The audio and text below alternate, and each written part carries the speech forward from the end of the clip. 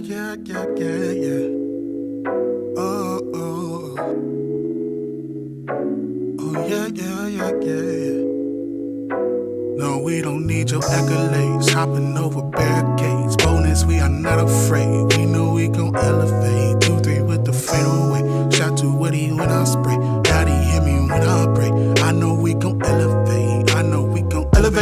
Really gonna rise, no hesitation. Put it on my time, being hella patient. Spitting these rhymes in hella basements. Play major stages, it'll pay fun. Ain't made many wages, still I can't run. I'm a slave to the cadence, still ain't done. Everything to the patrons, till the day's won.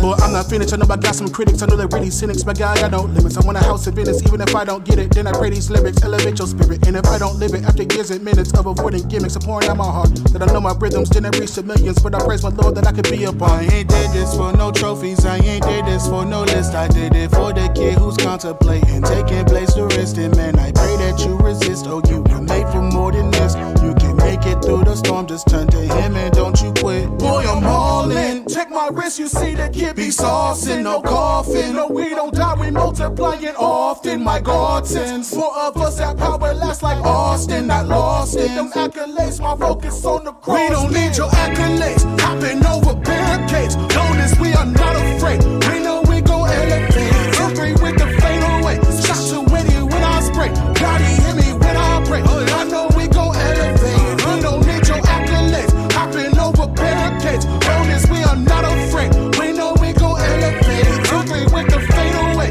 Shot to Whitty when I spray. Daddy hit me when I pray. I know we gon' elevate. Elevate. Woo! Lately I've been feeling kinda low. Praying to the Father that I know.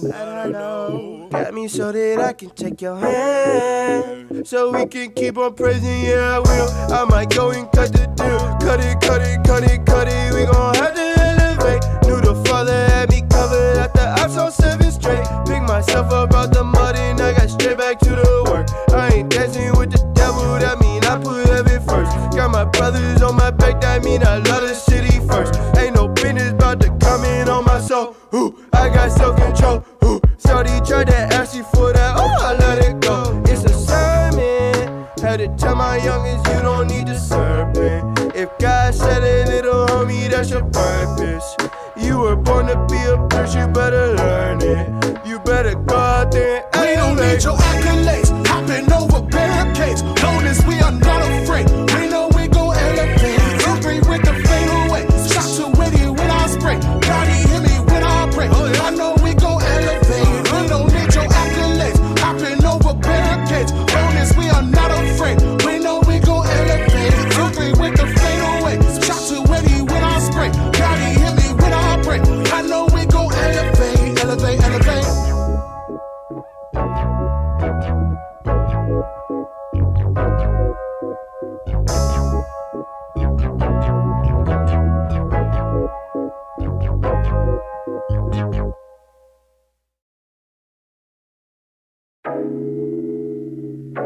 Oh, yeah. Oh. Oh, yeah. No, we don't need your accolades, hopping over barricades. Bonus, we are not afraid. We know we gon' elevate. 2-3 with the fadeaway. Shot to Woody when I spray. Daddy hit me when I pray. I know we gon' elevate. Really gonna rise, no hesitation. Put it on my time, being hella patient. Spitting these rhymes in hella basements. Play major stages, it'll pay fun. Ain't made many wages, still I can't run. I'm a slave to the cadence, still ain't done. Everything to the patrons, till the day's won. Boy, I'm not finished, I know I got some critics. I know they're really cynics, but God, I got no limits. I want a house of Venice, even if I don't get it. Then I pray these lyrics, elevate your spirit. And if I don't live it, after years and minutes of avoiding gimmicks, I'm pouring out my heart. That I know my rhythms didn't reach the millions, but I praise my Lord that I could be a part. I ain't did this for no trophies, I ain't did this for no list. I did it for the kid who's contemplating taking place to rest in. Man, I pray that you resist. Oh, you were made for more than this. You can make it through the storm, just turn to him and don't you quit. Boy, I'm all in. Check my wrist, you see the kid be saucing, no coffin. No, we don't die, we multiplying often. My God sends more of us, that power lasts like Austin, not lost in them accolades. My focus on the cross. We don't need your accolades, hopping over barricades. Notice we are not afraid. We know we gon' elevate. 2-3 with the fadeaway. Shot to Whitty when I spray. Daddy hit me when I pray.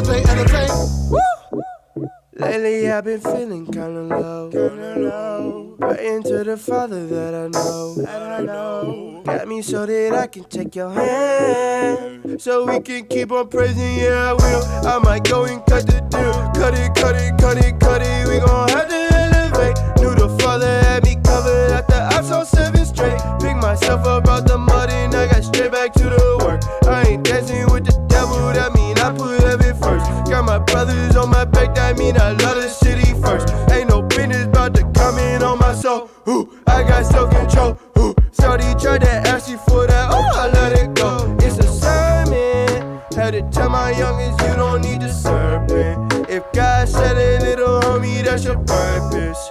You were born to be a bitch, you better learn it. You better go out there and we don't need your accolades, hopping over barricades. Known as we are not afraid, we know we gon' elevate. 2-3 with the fadeaway, shot too witty when I spray. God, he hear me when I pray. I know we gon' elevate. We don't need your accolades, hopping over barricades. Known as we are not afraid, we know we gon' elevate. 2-3 with the fadeaway, shot too witty when I spray. God, he hear me when I pray. I know we gon' elevate, elevate, elevate.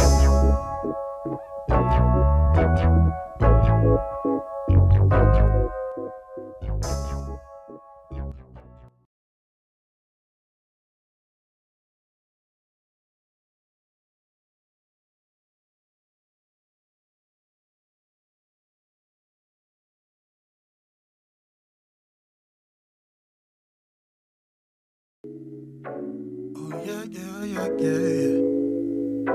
No, we don't need your accolades, hopping over barricades. Bonus, we are not afraid. We know we gon' elevate. 2-3 with the fadeaway, shot too witty when I spray. Daddy hear me when I pray. I know we gon' elevate. I know we gon' elevate. Brother gonna rise, no hesitation. Put it on my time, being hella patient. Spitting these rhymes in hella basements. Play major stages, still pay for. Ain't paid many wages, still I can't run. I'm a slave to the cadence, still ain't done. Everything to the patrons, till the day's won.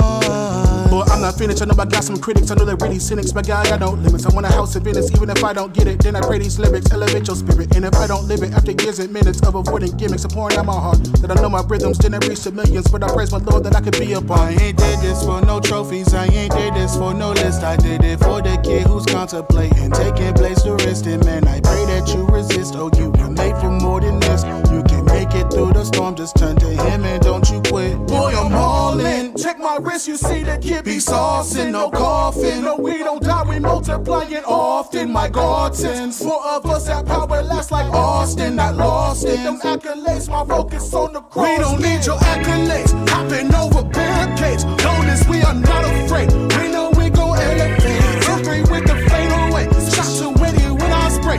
God, he hear me when I pray. I know we gon' elevate. We don't need your accolades, hopping over barricades. Known as we are not afraid. We know we gon' elevate. 2-3 with the fadeaway, shot too witty when I spray. God, he hear me when I pray.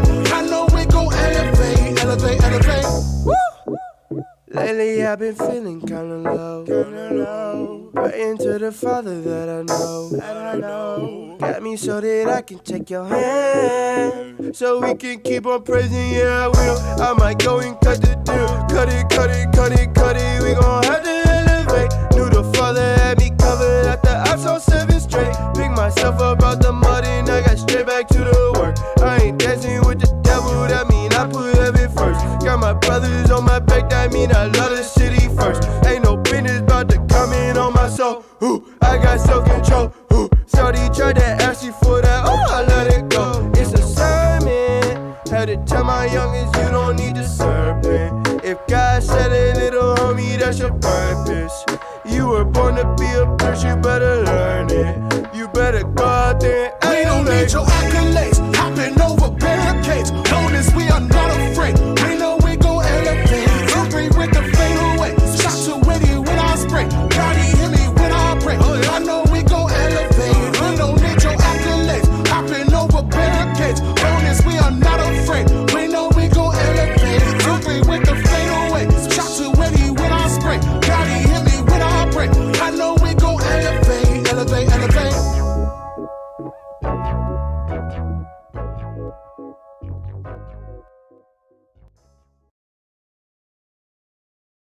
good. Hi. How are we all doing today? Are we good?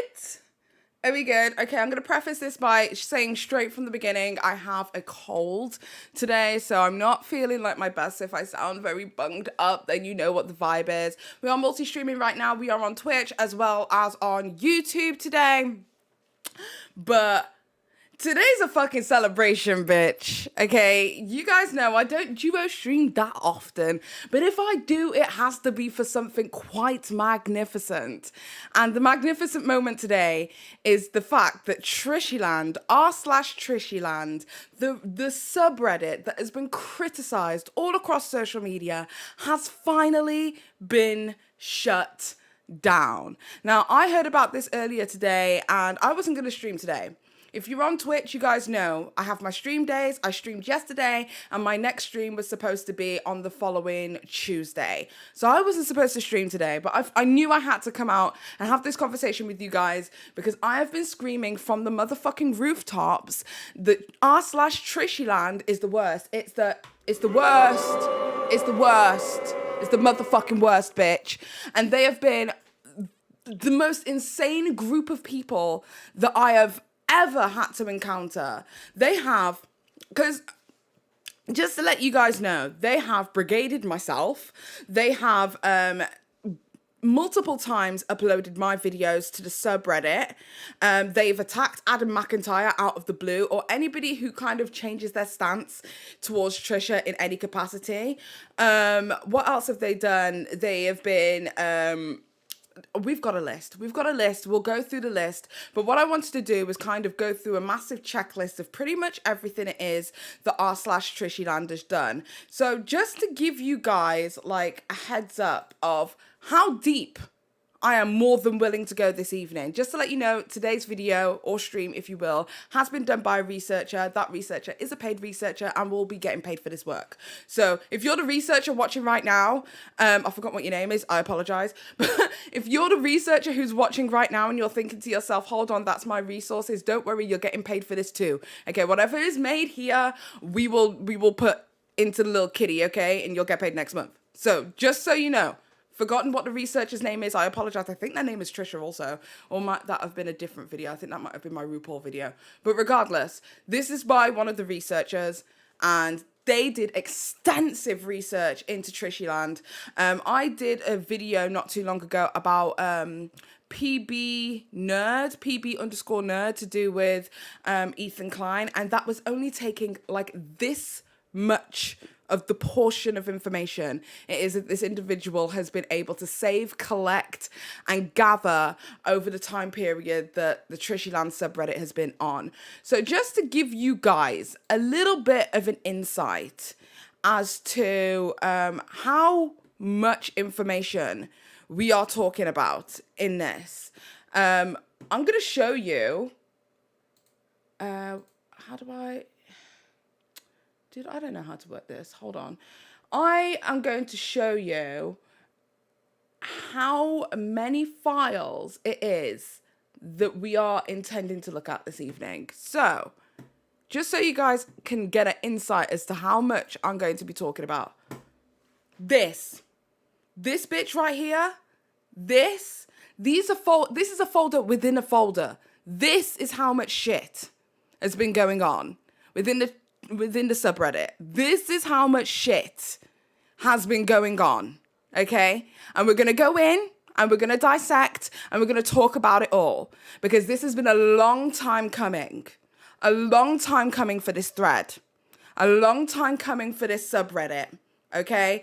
I don't watch TRISHYLAND subreddit like that, contrary to popular belief. I don't watch the TRISHYLAND subreddit like that. I get told information. If something happens, I report it, I'll talk about it, and I keep it pushing. I'm not documenting. But whoever this is, they've been documenting, bitch. They've been documenting.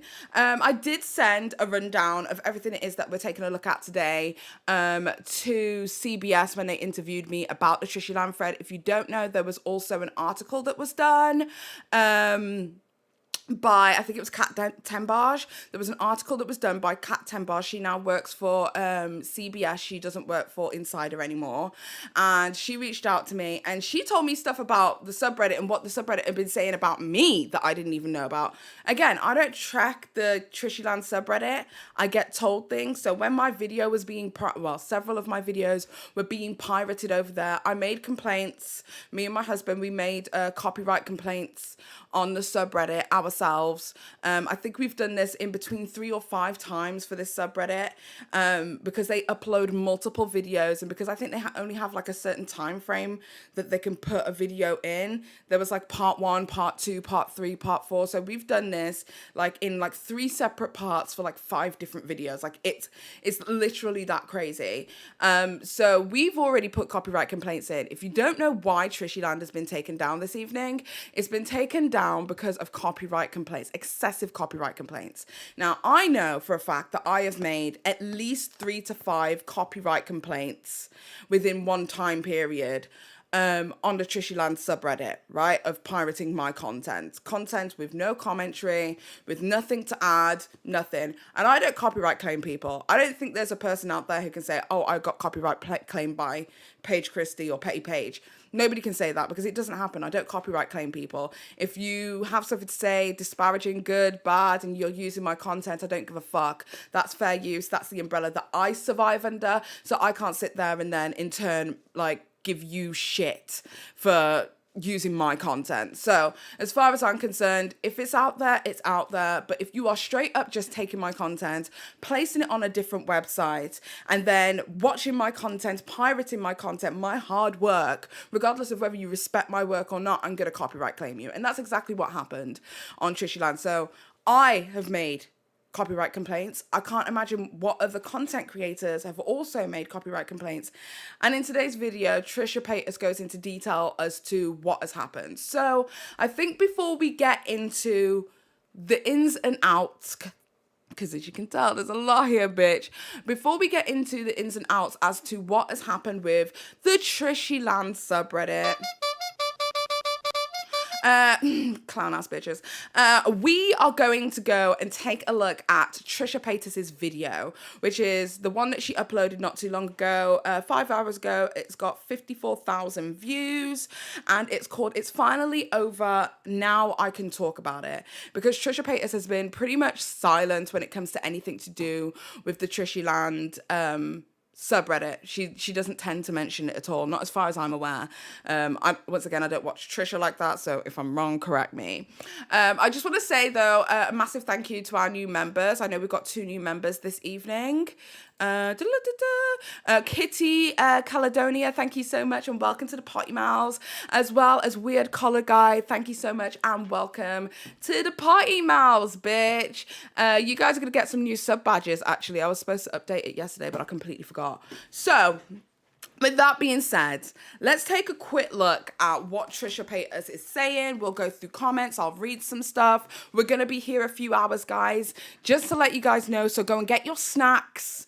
Go and get your beverages, your alcoholic beverages if you are of age. And relax, weed chat. Go get yourself a bowl, hit a blunt, hit that bong. Whatever it is that you need to do to relax, because we are going to be here for a long time, okay? There is a lot to get through. I see the stream being 3 hours minimum. I'm just going to let you know from the jump. So, with that being said, bitch, let's get into it. November 1st. Okay, so I just did my makeup for my ASMR channel. Having a little sugar cookie iced latte from Starbucks now that the holiday drinks are back. Trying to get my new iPhone situated. It's a vibe.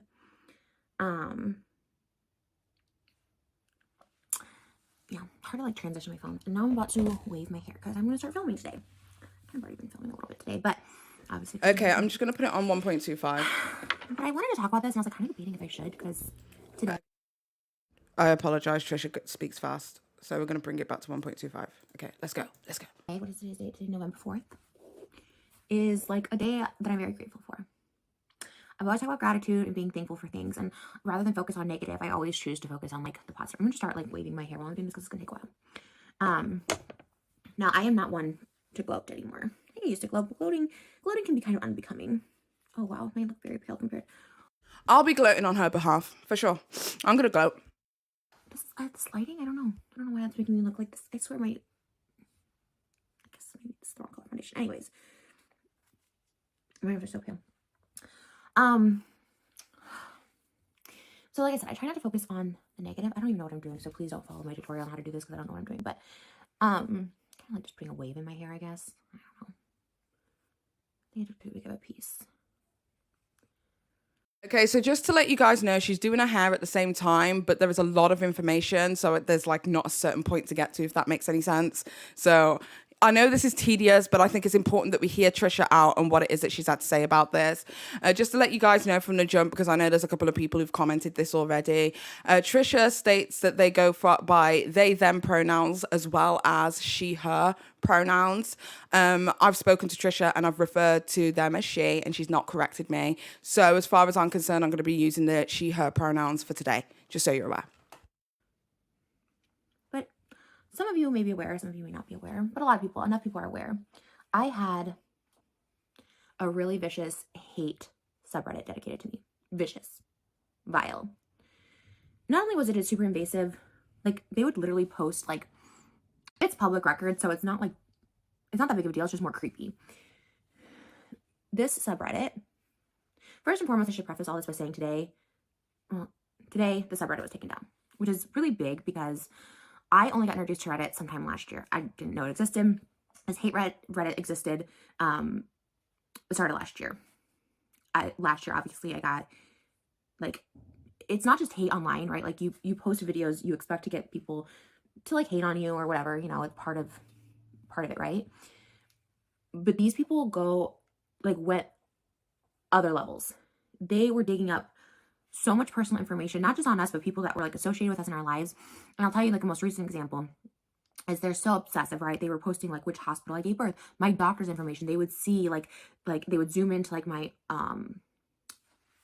ultrasounds, and like they would, when I was first announcing that I was going to, then they would like post the name of it. When I first was getting fertility treatments, they were calling every infertility center in my area and telling them like, you know, don't help this person reproduce, like for real, posting phone numbers of other people to like report it, aside from just like sponsors and stuff, and like don't support this person, whatever, okay, fine, but like calling doctors, like telling them to like not work on me, like not help me conceive, like other level stuff.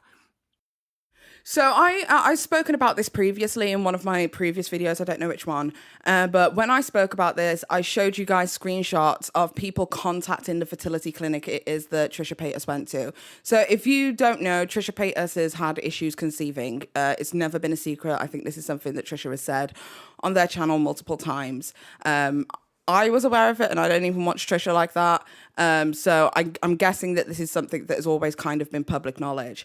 From what I know, and correct me if I'm wrong, but from what I know, what happened with Trisha is that she had her tubes cleaned. I don't know the vibes there, but she basically had her tubes cleaned in order to conceive. And she was going to a fertility clinic to make that happen. She posted a photograph of a brochure it was that she was given that had the logo of the fertility clinic it was that she went to, and basically said, you know, we're starting the process of, you know, trying for a baby and all that kind of stuff. People then started sending messages to the clinic privately. People have said that they've called up, they've emailed, all that kind of stuff, as well as publicly. So this fertility clinic, this particular fertility clinic in the LA, has a Instagram page as well. So people were inundating the Instagram page, basically saying, Trisha Paytas is a terrible person. You guys shouldn't let this person conceive, yada, yada, yada. I basically made the conversation of how I know a lot of people, the majority of the world, are pretty much pro-choice. How can you be pro-choice but then actively go out of your way to try and tell somebody that they aren't allowed to conceive, or, you know, try and stop them from conceiving? Luckily, the fertility clinic were not concerned with the bad press. They deleted the comments and just kept it pushing. The fertility clinic never posted about Trisha Paytas. They never said, oh, we've got this, YouTuber. You know how you can, like, with the doctors who do BBLs and stuff like that. They'll be like, we had this YouTuber come over and they'll do a little video for them and all that kind of stuff. Dentists do the same kind of thing. I had to do a promotional video once for a dentist, for a dental practice who got rid of my wisdom teeth. That kind of transactional, like, you don't pay as long as you promote us, is very, very common. That was not the case. She just posted that she was going there. She didn't even say what it was that was going to happen, just the brochure it was that she had in her hand. People found it based on the logo, went and inundated all of their social medias, and basically were telling them to not let this girl conceive.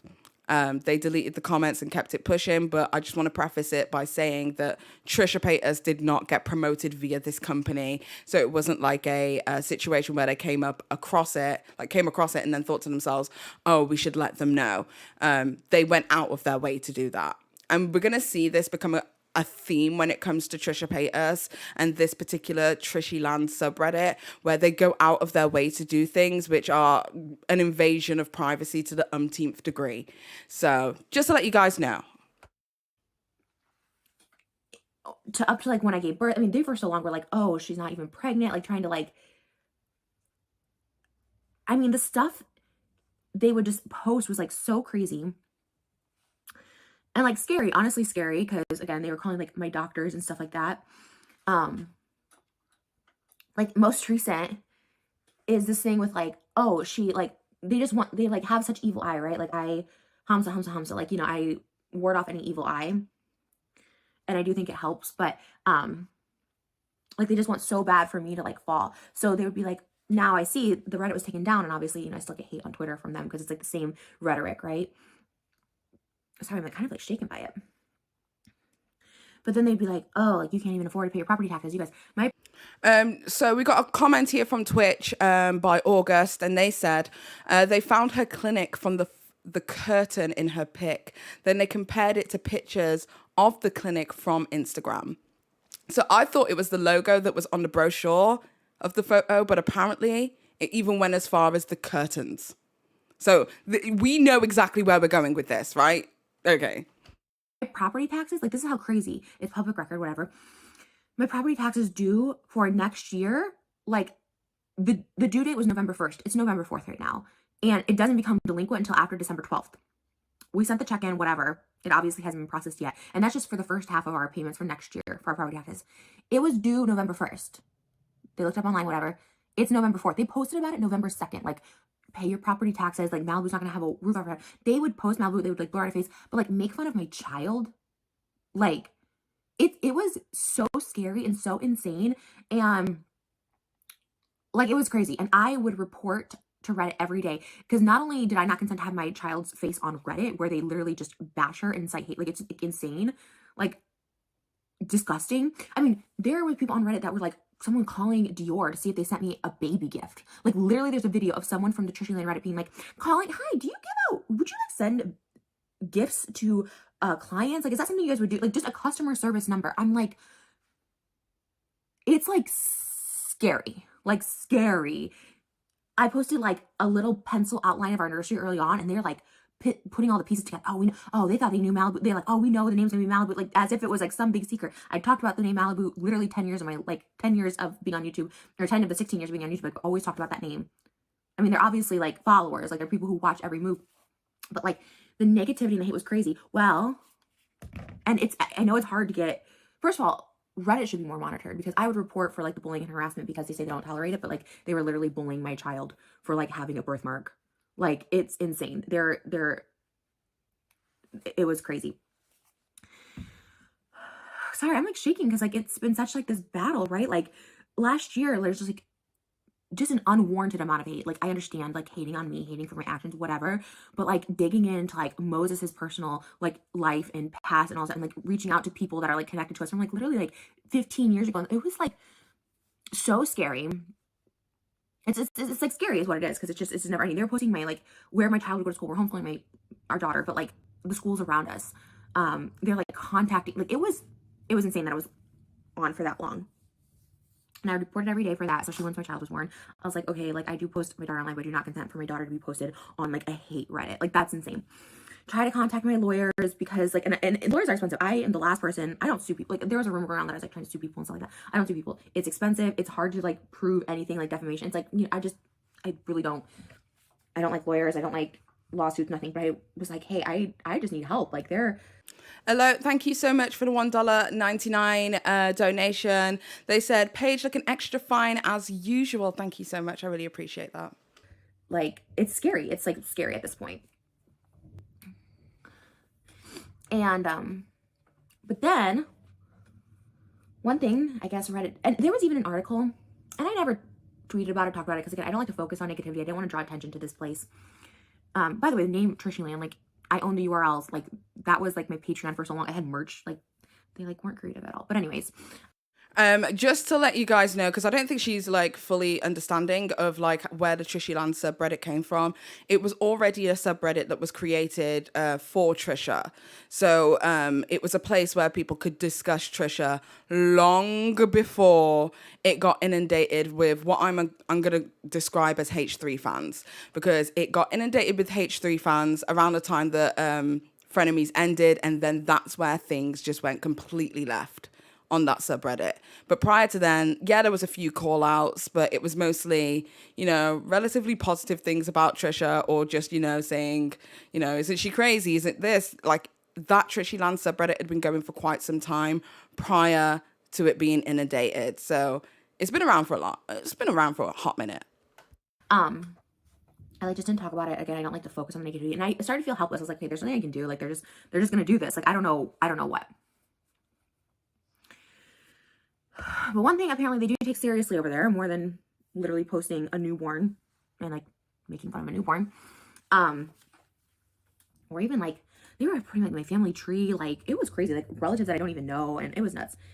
Is copyright infringement, copyright violation. Apparently something that they do take seriously. And I started reporting every single day. You guys know how many videos I post. Vlog channel, main channel, ASMR, podcast channel. I have 4 channels where I post almost every day, if not every other day, between one of the 4 channels. I probably post 16 videos a week on YouTube between all 4 of my channels. Like maybe 20. Like a lot. So that's like 80 videos a month. I post a lot of videos, okay?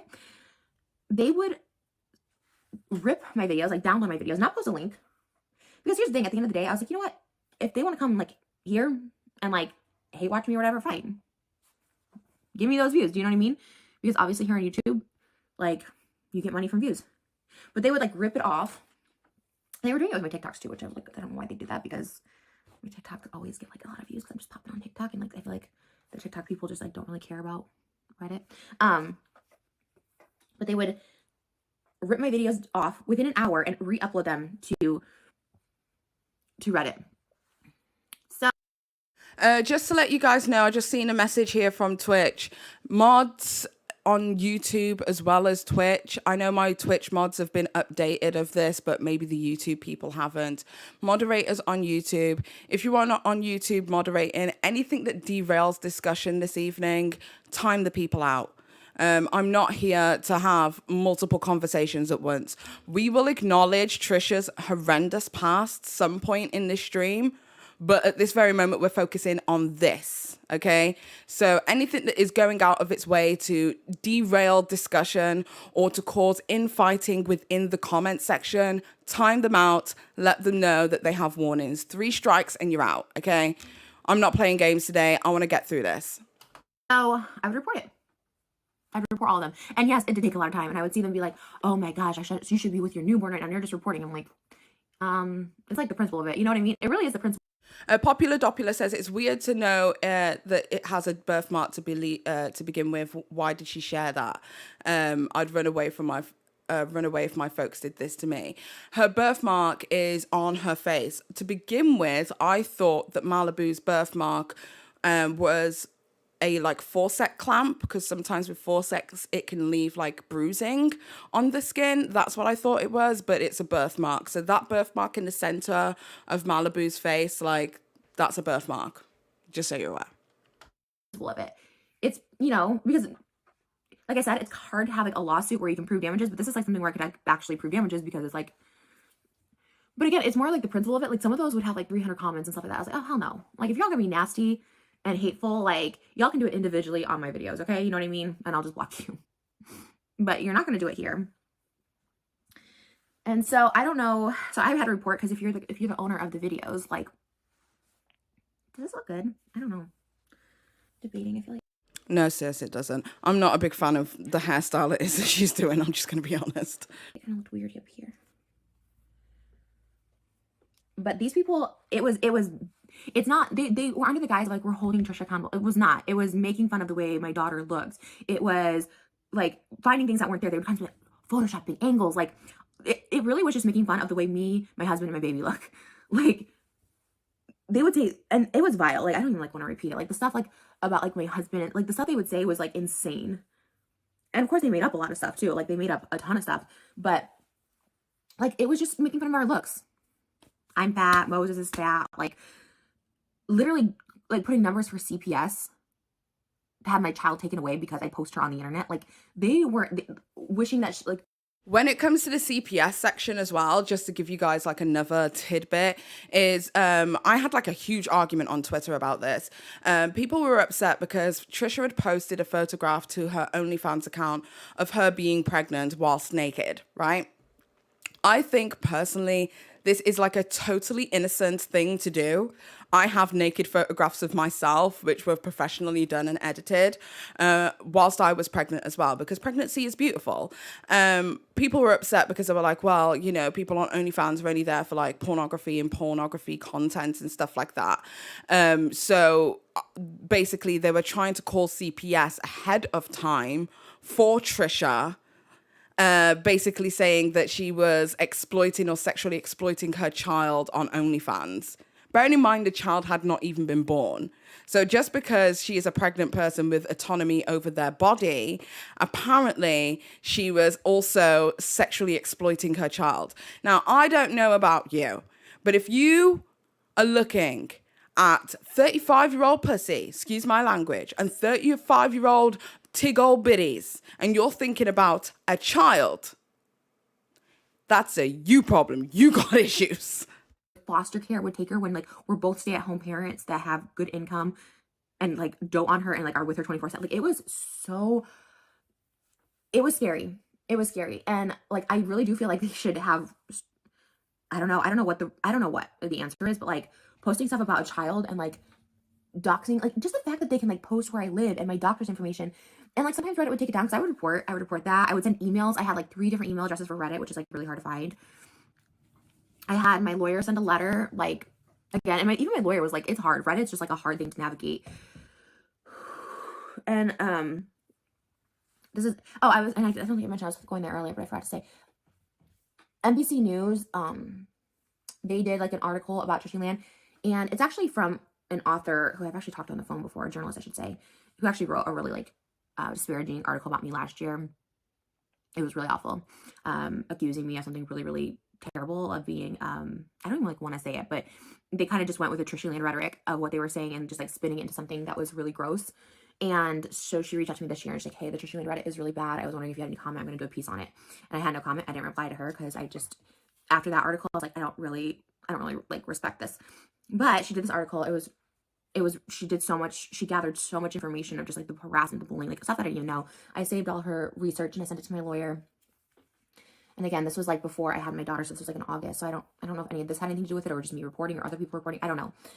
But you know, she did write an article about how like vile, like this is like the worst Reddit she's ever seen, the worst subreddit. And Reddit replied to her and just like was like, well, we're looking into this or something. And that was before she was born too. That was like early September. I think the article came out, and I do appreciate the article.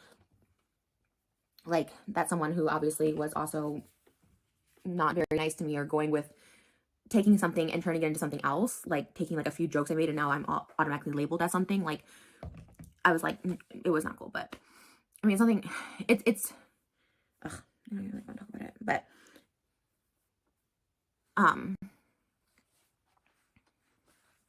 that Reddit was also like, it was, if I'm being super real, the most hurtful thing of all and I feel like comfortable to talk about this now because I won't get like ridiculed over there. Of course, they're gonna come back with another Reddit because they were deleted before. I think there was like before I kind of knew about this, they were like a different Reddit, but didn't have as many followers.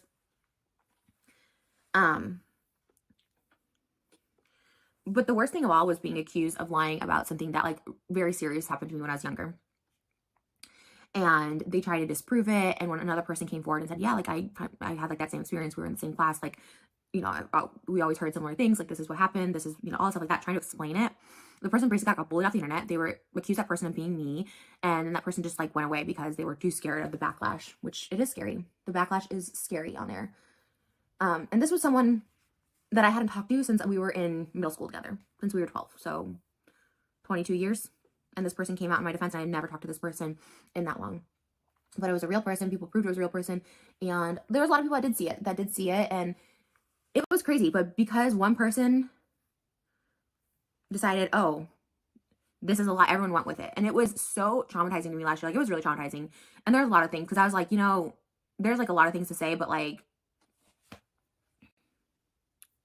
and I don't want to like even go back into it because it's just like, I decided for myself this year that I was, especially once I found out I was pregnant, that I'm not going to always defend myself on the internet and like try and prove everything, because at the end of the day, it's exhausting. And at the end of the day, people are just, they're always just, like I said, there can be concrete evidence. There can be another person that comes forward. There can be another person that says, yeah, this is actually the truth.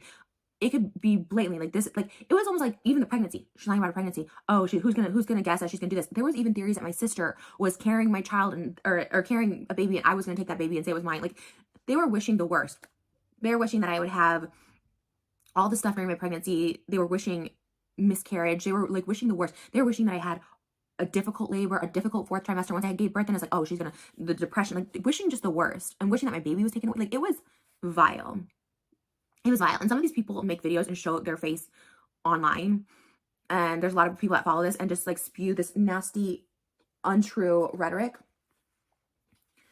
And it was crazy it was allowed for so long, but I am so so anyways, and I wouldn't even say happy, but I am happy because it's more of a relief. When I heard that it was gone today, I was like, it's a relief, because you know what? I do get a lot of love and positivity, and I have people that moderate this channel and my ASMR channel, and honestly, I should have someone moderate my vlog channel. Because it just feels a safe space, because so many people are like, you know, I'm scared to comment because, you know, I get so much hate. And now I feel like that fear is gone a little bit. You know, they're not gonna have this sub that like looks into your background and expose you, you know what I mean, for being a supporter. Like, it's literally like people who were just supporting me would get exposed on there. So whew, I don't know if I should thank Reddit. I mean, it took a long time, but I'm thankful that the Reddit is down. I'm thankful that Reddit did take something seriously if it's the copyright, because you know what? I do put a lot of work into my videos. I post a lot. I post a lot because the YouTube climate has changed, and I'm trying to adapt to it and still make my income, still make my living. And I work really hard. And it's probably the hardest I've worked in a long time making videos. Yeah, they're not like fancy and edited, but I spend hours and hours, and I upload hours and hours of content daily to YouTube. So it's, you know, the copyright, I'm glad they took that seriously, because they re-upload every single video within an hour of me posting. And people would go there just to hate and not give me the views or whatever. And again, it's like, if you want to hate, come watch the channel. Like, I don't know what to say, but you know, I hope the people on there can like reevaluate. I know there's people who've been on there and they're like, wow, that got nasty. Obviously that one journalist like was on there a lot and wrote that article and wrote other articles about it, because she took for what they went as like, this is the truth, you know, whatever, we're investigating this, even if it was something completely made up. Like, those people did not go to school with me. Those people did not in my childhood. So like, how dare anyone that wasn't there in my childhood, even in that class, like another. Unwept Ocean just said, lol, cow and kiwi farms are way more insane than Reddit. The Reddit wasn't looking deep like the other sites. They would just take her recent IG posts or YouTube videos and talk about it. Yes, I will say that there are definitely worse websites, but I feel like the culture, the moderation team, as well as the people on the subreddit had generated was just as toxic. In my humble opinion, I've seen less worse threads on places like Guru Gossip. You know what I mean? One of the worst Guru Gossips out there at this moment in time is possibly like somebody like Smoky Glow, or Peter Mons was pretty bad at one point, like really, really bad at one point. But even they are nowhere near as bad, in my humble opinion, as this TRISHYLAND subreddit. That's just my 2 cents though. One of my classmates came forward and stuff like that. Even like, how dare anyone say I was like lying about something like that? That's so crazy. And again, I can like defend myself. There's so many things like, oh, lied about this. It's like, I just don't have the energy or time, and it just doesn't serve any purpose. The people who are going to hate me are going to hate me, but I hope those people can reevaluate their lives for real. Like, if you are someone hating on a baby, like, disgusting. And if you don't like that I'm posting my child online, like, why are you reposting it? And that goes for anyone on YouTube too. People who like hate on me for sharing my family, fine, your opinion. But if you go ahead and share photos of my, like, you're just as like, it's honestly what you, like, it doesn't make any sense. Like, oh, I don't like that she posts her like child online, so let's just make fun of this child and harass this child and all stuff. Like, I'm just relieved. I'm just relieved. And I avoided talking about it for a long time. And look, there's no way I could go on there and like read that stuff. Like, I used to when I was younger, go on, like, there was a site called Guru Gossiper that was kind of the same. And It's so funny I mentioned Guru Gossiper. I think she's got like a substantial thread on Guru Gossiper as well, just so you know. I used to go on there and it would like make me spiral. And now I just went on there to like, look, it was a specific user, post my videos, report them, you know, and if someone sent me like a link of someone talking about my child or something, I tried to report it, but they weren't doing anything about it. But I'm thankful. I'm so thankful that Reddit is down and that Reddit takes something seriously. And again, if it's the copyright, I'm thankful for that, because I do put a lot of work into my videos and a lot of time to shoot them, to edit them, to upload them, all of it. And again, thank you guys. There are so many supporters that, like, honestly, I just focus on the positive. Even during my pregnancy, you know, of course I would see that stuff and I would just, you know, focus on the good, because there's so much more good online. And when I say there was like 40,000 people over there, which doesn't seem like a lot, right? It's not like a lot, but it is when it's like hateful. And for all the people that either don't know about it, great. I'm so happy you don't. For those who did and like chose to ignore it, thank you. For those who did and chose to do something about it and report it, thank you from the bottom of my heart. Like, that's very cool, because, you know, like, I'm working on myself, right? I'm a work in progress, and I'm really trying to change. And there are people who like want to keep you in that bubble and don't want you to change. And then there's people who just downright hate you. That just incites so much hate. Like, it's crazy. Like, just, and they were under the guise like they thought they were trying to protect my daughter. Like, it became scary. Like, the fact that they thought they were, one, trying to hold me accountable by just making fun of the way I look and the way my husband looks. Okay, what? There's so many things you want to come for me for my past or whatever. Like, come for those. Why would you come for my looks? Second, if you think you're trying to protect my daughter, like, why are you doxing her house? Why are you wishing for her house to go away or the school she'd go to? Like, it's scary that, but like, the delusion was real there. The delusion was real. I really think they thought Roxette Loud, thank you so much for the 100 biddies on my titties. I really appreciate it. Thank you so much. they were trying to protect, which is scary unto itself. So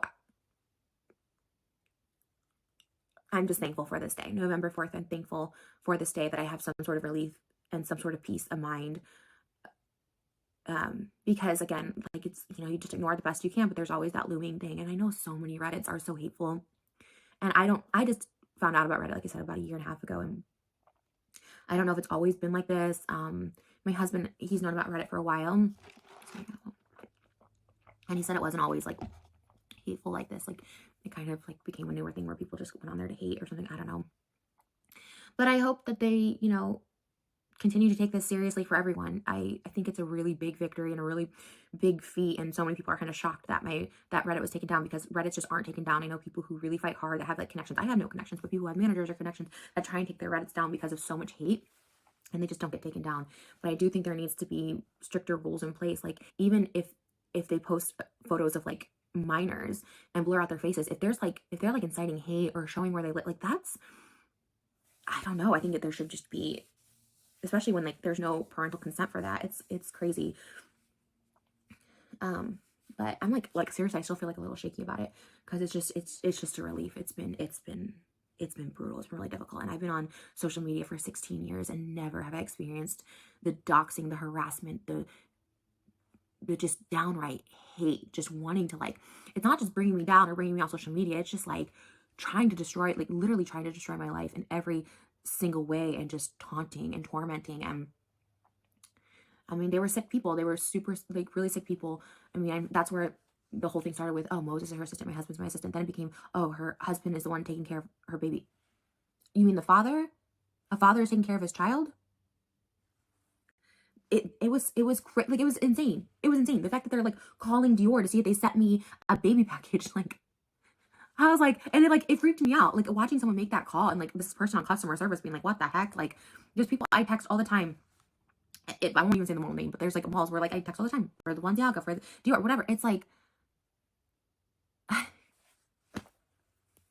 and the fact that they're just hateful. They're just so mad at like what? That a father is taking care of his child. And I don't know. And like, it really is like sad. And I'm not even trying to be patronizing. It really was just sad. What's that? Is it Case Server Crossing just says, I'm actually impressed that she isn't crying right now on YouTube. Yeah, I honestly think that there has been substantial growth. Obviously, everybody's a fucking work in progress, right? There are terrible aspects of every single human being. There are terrible aspects of myself. Do you get what I mean? I can be cold. I can be distant. I can be rude. I can be intentionally rude. I can be intentionally mean. You know what I mean? There are loads of different aspects of each and every individual's personality, but I just kind of feel like these negative aspects need to be worked on. And for me personally, in terms of personal growth on YouTube, I haven't seen the amount of substantial personal growth as I have seen from Trisha Paytas. And I've been doing this job here on YouTube for what, 6+ years? I promise you, I have never seen this amount of substantial growth. Somebody genuinely trying to move away from their past and create a future that they can be proud of. You know what I mean? So, yeah. Sad. So that's why I'm saying I hope now some people can like see the light and be like, because I have seen people be like, yeah, I was on that, and they like actually are kind of like scary. And it's like, it's just embarrassing. And some of these people, I would say it's kids. It's not really kids. It's like middle-aged people, supposedly some that have kids. I don't know. But really just looking for anything wrong too. Like, I don't know. I'm so relieved, and I'm so thankful. Grateful. And again, thanks everyone for the support through pregnancy and through this. Like, it's made me love social media again, made me excited about social media again. And excuse me, this is just like I don't know, just kind of like this sign of like, I don't know, that everything is okay, and that like, I don't know, I just have a lot of emotions, and yet I can't articulate all of them. But I'm just, the biggest one is grateful and relief and peace of mind. And if one thing all of that hate has showed me is like, I'm the last person to judge anyone. I'm the last person to talk about anyone, because I would hate to, even if people say, oh, don't send a hate mom, don't do that. Like, if you're talking about someone in a negative light, or making like really harsh criticism, or even getting information wrong, or spreading lies or whatever, like, you're inciting this hate that can actually be really dangerous. And that's what's scary, is that one day the hate or the doxing, or so, like, it can just go a little too far. And that's a scary thought. So I don't know, hopefully.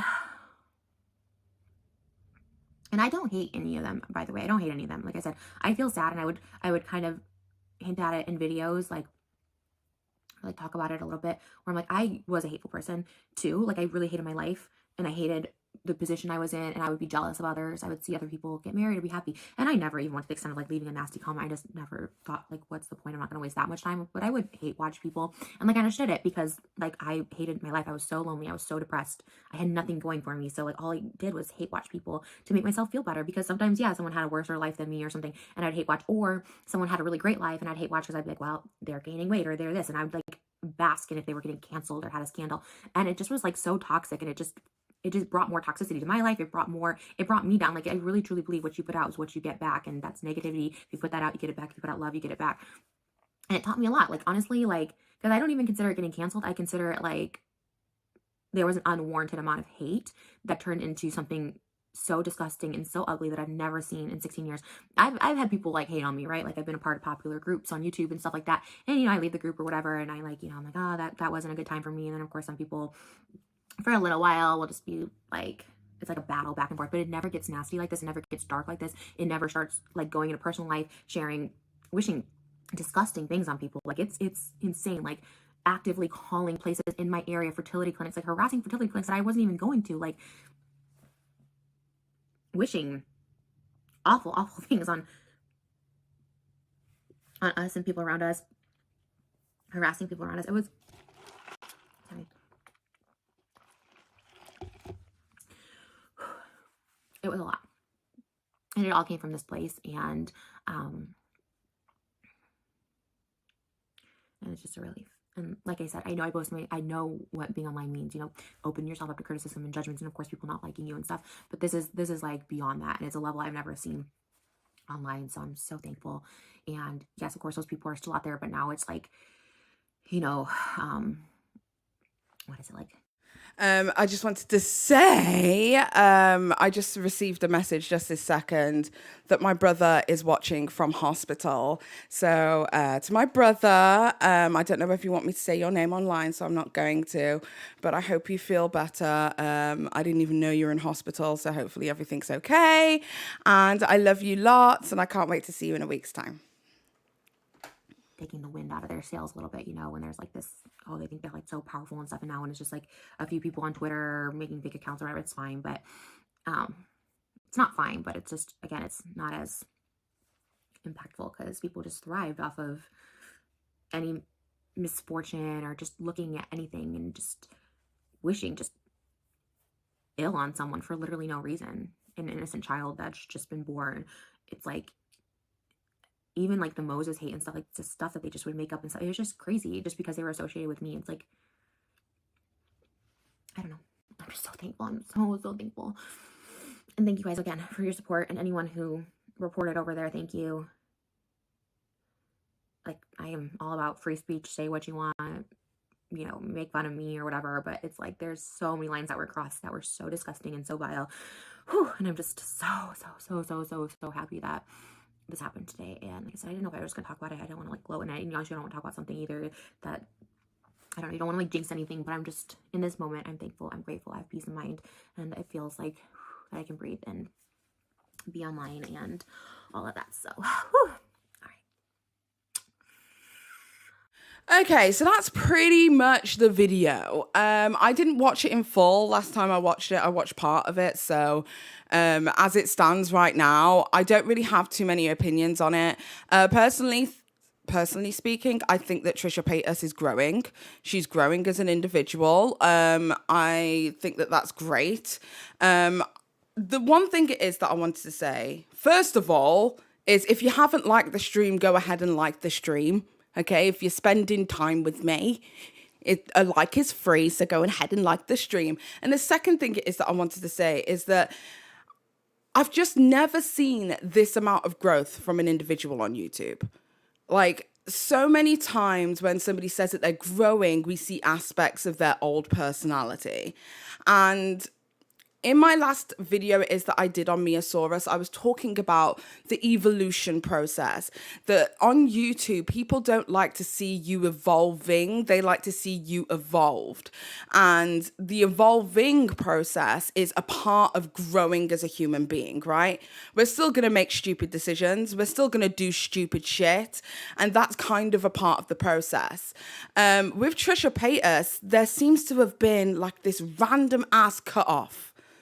This girl has not posted anything about Ethan Klein and the Kleins at all, regardless of how many individuals were posting Gila Klein's picture under her posts on Twitter on her wedding day, saying that Gila's a better looking bride. That was something that I saw online quite frequently. No matter how many negative comments it was that she got under every single post it would be that she posts online, no matter how many times people have brigaded her and brigaded the people close to her, she never brought it into the public spectrum. We haven't seen her have a emotional breakdown. You know how the thing goes.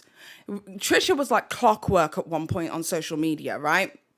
People knew when Trisha was going to post a video. Like, I remember when she was going through the throes of her and Vlog Squad, that we would like anticipate when a Vlog Squad video was made speaking about Trisha, that it would take her about 30 minutes to an hour to upload a video in regards to it. She is nowhere near as she doesn't seem to retaliate as frequently or as often as she did before. In fact, I would go as far as to say that in the past, like 6 months to a year, I don't believe we've seen Trisha retaliate at all. We've not seen her get on the kitchen floor crying. We've not seen her, oh God, I'm just trying to think whatever crazy shit it is that she used to do. You know, car vlog, talking shit about people. We've not seen any of that.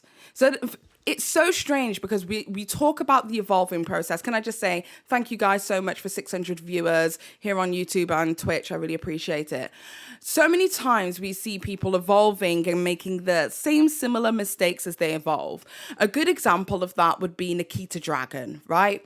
Nikita Dragon, whilst going through her evolving process where she was, causing a lot of controversy online and giving massive middle fingers and FUs during the height of COVID, not protecting herself and not protecting others and just making a lot of the same silly mistakes it is that they made before. The Nikita Dragon it is that we see today is a completely different person.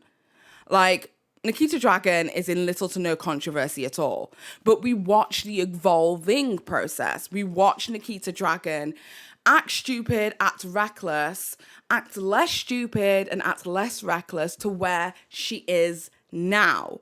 Whereas with Trisha Paytas, there seems to have just been a cut-off. They said, no more, I'm not doing this anymore, and they just move forward, which I think is just crazy because that evolving process is what we expect to see, but we haven't seen it. No talking about Hila Klein or Ethan. They are pretty similar as human beings, but no talking about Hila or Ethan or H3 podcast. No talking about the ex-boyfriends in a negative way, in the way that she used to before. No talking about her personal life in detail and in depth.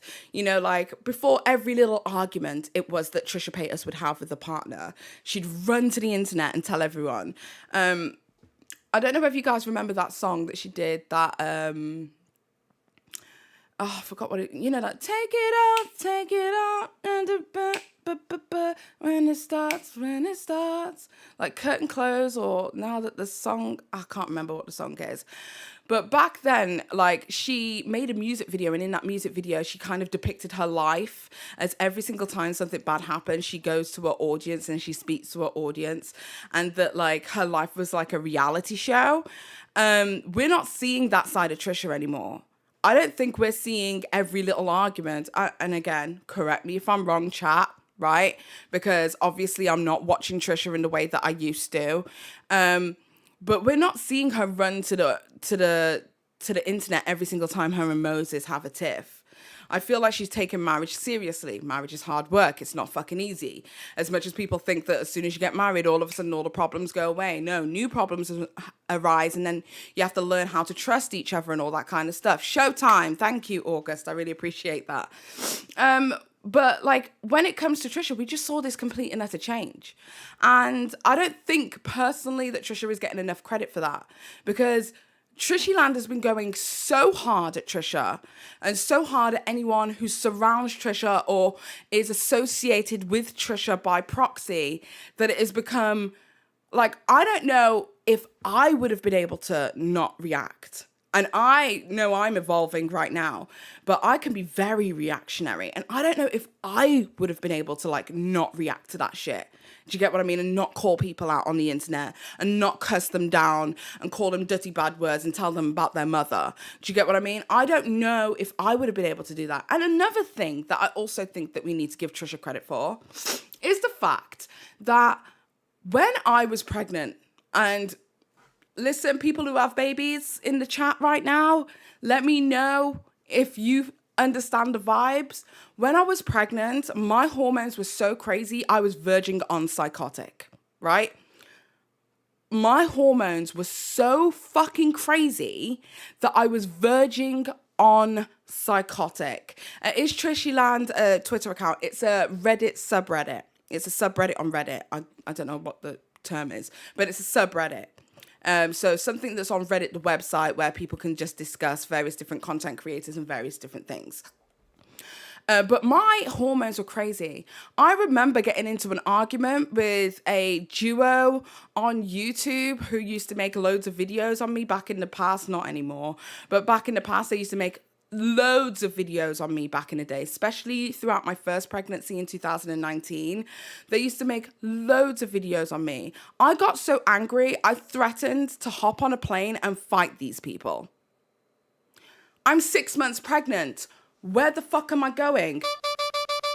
Where the fuck am I going? I'm going nowhere. But in my head, I was like, you want to talk shit about me? I can really throw some hands. Let's go. Let's go, in my head. And I was crazy. I was actually fucking nuts. So in my head, I just think to myself, with the hormones too? And she was still not reacting, carrying on, posting videos, being positive online. I don't know. So I feel like there is a point of acknowledgement, and this is where we acknowledge Trisha's past, right? Because I know that if we talk severely positive about Trisha, that there are going to be people who are like, this is very one-sided, this is very jaded, this is da-da-da-da-da, you like her because XYZ, y'all are friends. We're not. I don't even talk to her. But y'all are friends, blah, blah, blah, right? That people are going to think to themselves that I'm negating the past. So here we talk about the past. Trisha Paytas has been racist. Trisha Paytas has been anti-Semitic.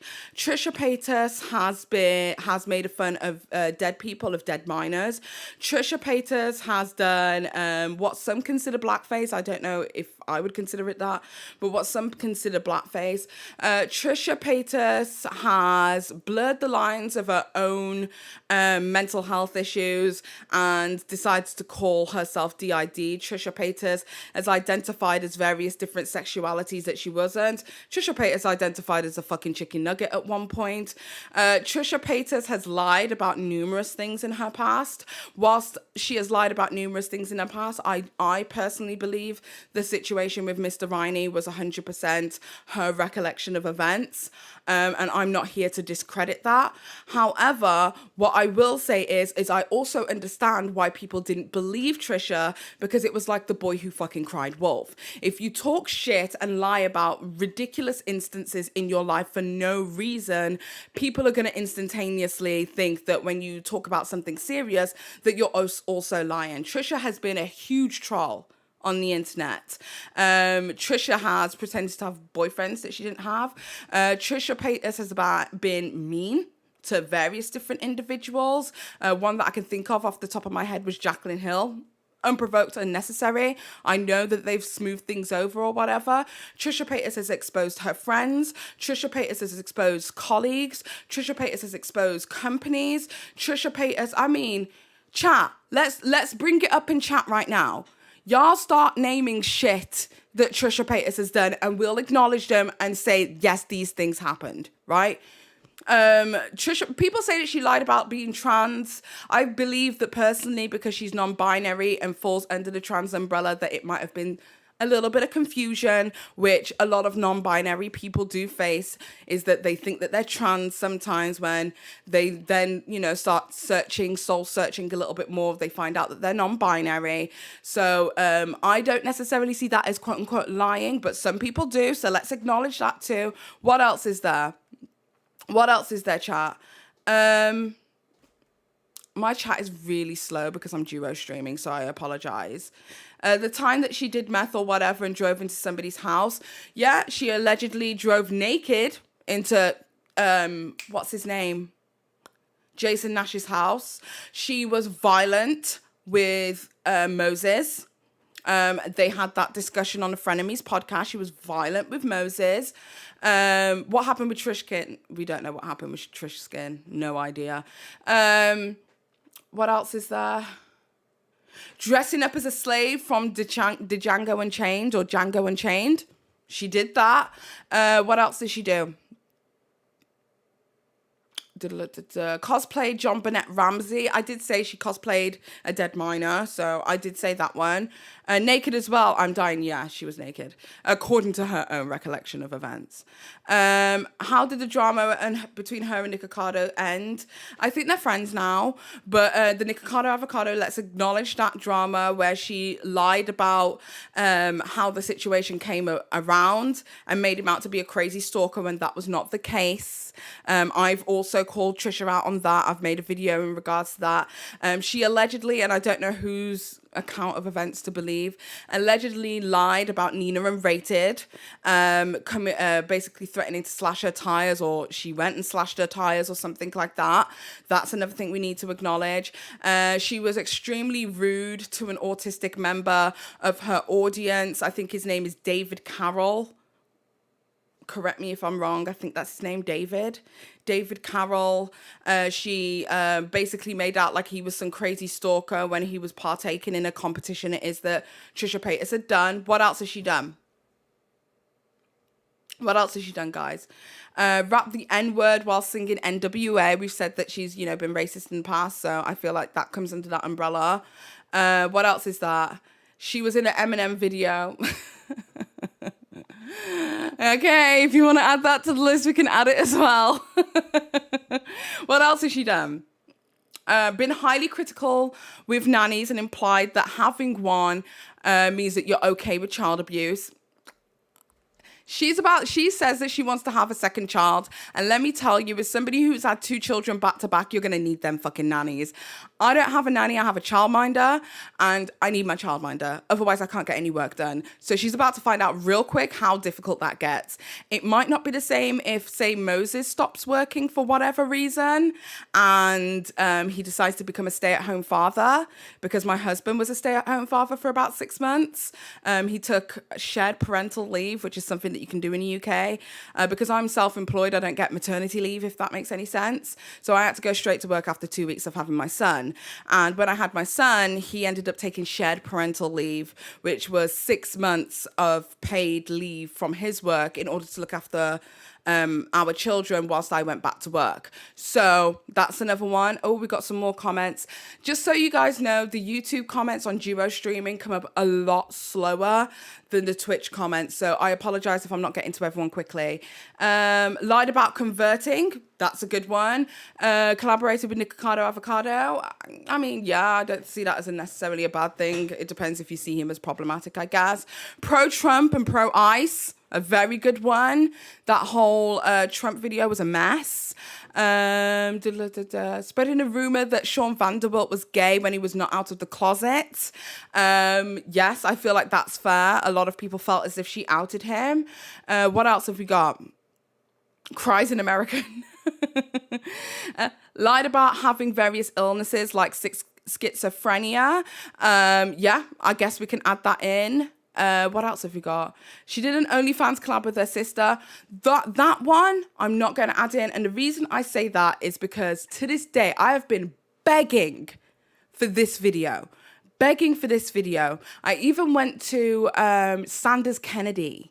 And I don't know whether you guys remember that dude, but Sanders Kennedy, who was the first person to report on this. And he said to me that he never received that video himself. He's not seen it. So he reported on it, even though he never seen it. I have not been able to get my hands on that video to qualify that that's the case.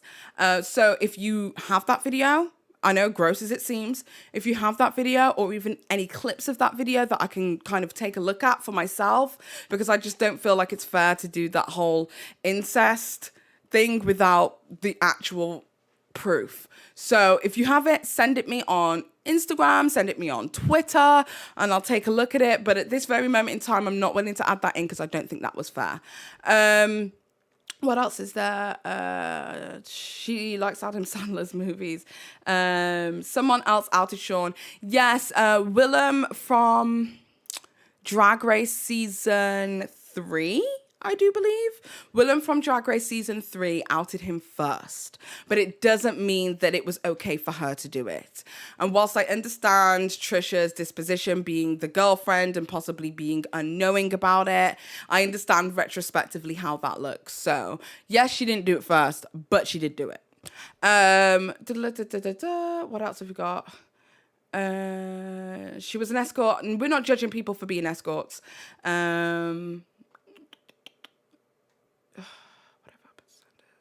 Okay, I think we have season 4. Thank you. I think we've covered pretty much almost everything there is to do with Trisha. She cancelled Frenemies. That's a good one. Flop Tina. Hello, welcome, Flop Tina. Gaz, if you are in chat, can you please make Flop Tina a moderator? I trust Flop Tina to do a good job. Thank you, Flop Tina. I know you didn't request this, but it's now, the burden has been placed on your shoulders. Did anyone mention the car into Jason's home thing? Yes, we mentioned that. What's the teacher? The teacher situation, I believe personally, if you don't know, I've made videos on this. Well, I've made a video on this. It's up for debate. And it's not my place to sit there personally as an individual and say you were lying or you were telling the truth. If you feel that that's one that you want to add to the list, add it to your own personal list, but I'm not adding it to mine. Time for all the positives about Trisha. Homeboy Edwin. Guys, if you can make Edwin a moderator as well, I trust Edwin to do the right job. Don't stir shit. Edwin, I know what you like. But yeah, so we've pretty much exhausted all of the negative things it is that Trisha's done. What I'm going to say is that regardless of all of the negative things it is that Trisha has done in the past, I don't believe that it is fair to do what the TRISHYLAND subreddit has done to Trisha to anybody, regardless of their past. Hot take. Hot take. Take it in. Take it in. I can hear you already. I can hear you. I can hear you already. Throw the tomatoes, bitch. Throw the tomatoes. I don't think that it is fair to have done what the TRISHYLAND subreddit has done to Trisha to anybody, regardless of their past. So, with that being said, let's take a look at what the TRISHYLAND subreddit has done. Okay, let's get into it. This is going to be long, bitch. I hope you guys have got your drinks and all that kind of stuff. If you see me go off cam, I'm having a bit of a smoke. Okay, I'm just going to be honest with you. I'm hitting a bowl. And that will only be because in the UK, it is heavily frowned upon. So, with that being said, this is the list it is that we've got. The movement to destroy Trisha Paytas so far has been that they have doxed Moses' ex-wives, organised comprehensive brigading and mass flagging campaigns, called the police on Trisha's mom, allegedly, called ICE on Moses, harassed people associated with Trisha and Moses, harassed businesses that were hired by or worked with Trisha and Moses, doxed fertility clinics, doxed Trisha's OBGYN. It says in brackets here, they say that the info was from Trisha's ultrasound videos, but that is false. Trisha posted a sonogram with the name of the prenatal diagnosis on it, and they went from there. The original post doing it even got removed by Reddit itself, so I guess they were moderating themselves. Reported Trisha to the US child exploitation tip line, made false texts posing as Morgan to discredit her after denying her existence. If you guys don't know who Morgan is, that is a person that Trisha referenced in her video, which was an old school friend who basically corroborated her claims that Mr. Riney was at the very least very fucking weird. Spread fake information about Morgan, saying that the teacher only touched her shoulder when her tweet doesn't even have the word only in it. Either ignored Morgan's existence or went to great lengths to discredit her and minimize what she said. Allegedly harassed Morgan and got in contact with people in her life and institutions in her town. I spoke about this in my video. They ended up contacting and brigading the police force that was in the area because Morgan's father in the local area is a police sergeant, I do believe. Accused Kat Tembage of being a paedophile who gives alcohol to children and persistently harassed random accounts from multiple platforms that commented positively about Trisha or negatively about them, H3 or one of their arguments, targeted small content creators who said anything that they don't agree with or who said something positive towards Trisha, pirated Trisha's content, pirated the content of small creators who said anything that they didn't like, mistook, this is the one that I swear down when we get to it is going to blow your fucking mind, mistook a black girl for Trisha and acted accordingly towards that girl. So, just to give you a bit of context to that one, there was a girl who they believe looked eerily similar to Trisha, and they thought that Trisha was posing as this black girl and then went to TikTok to harass this random black girl that they believed to have been posing as Trisha. If that doesn't show you the level of delusion we are dealing with, I don't know what. So, okay. The one thing I think it's fundamental to know is that the TRISHYLAND subreddit had been around for a hot minute.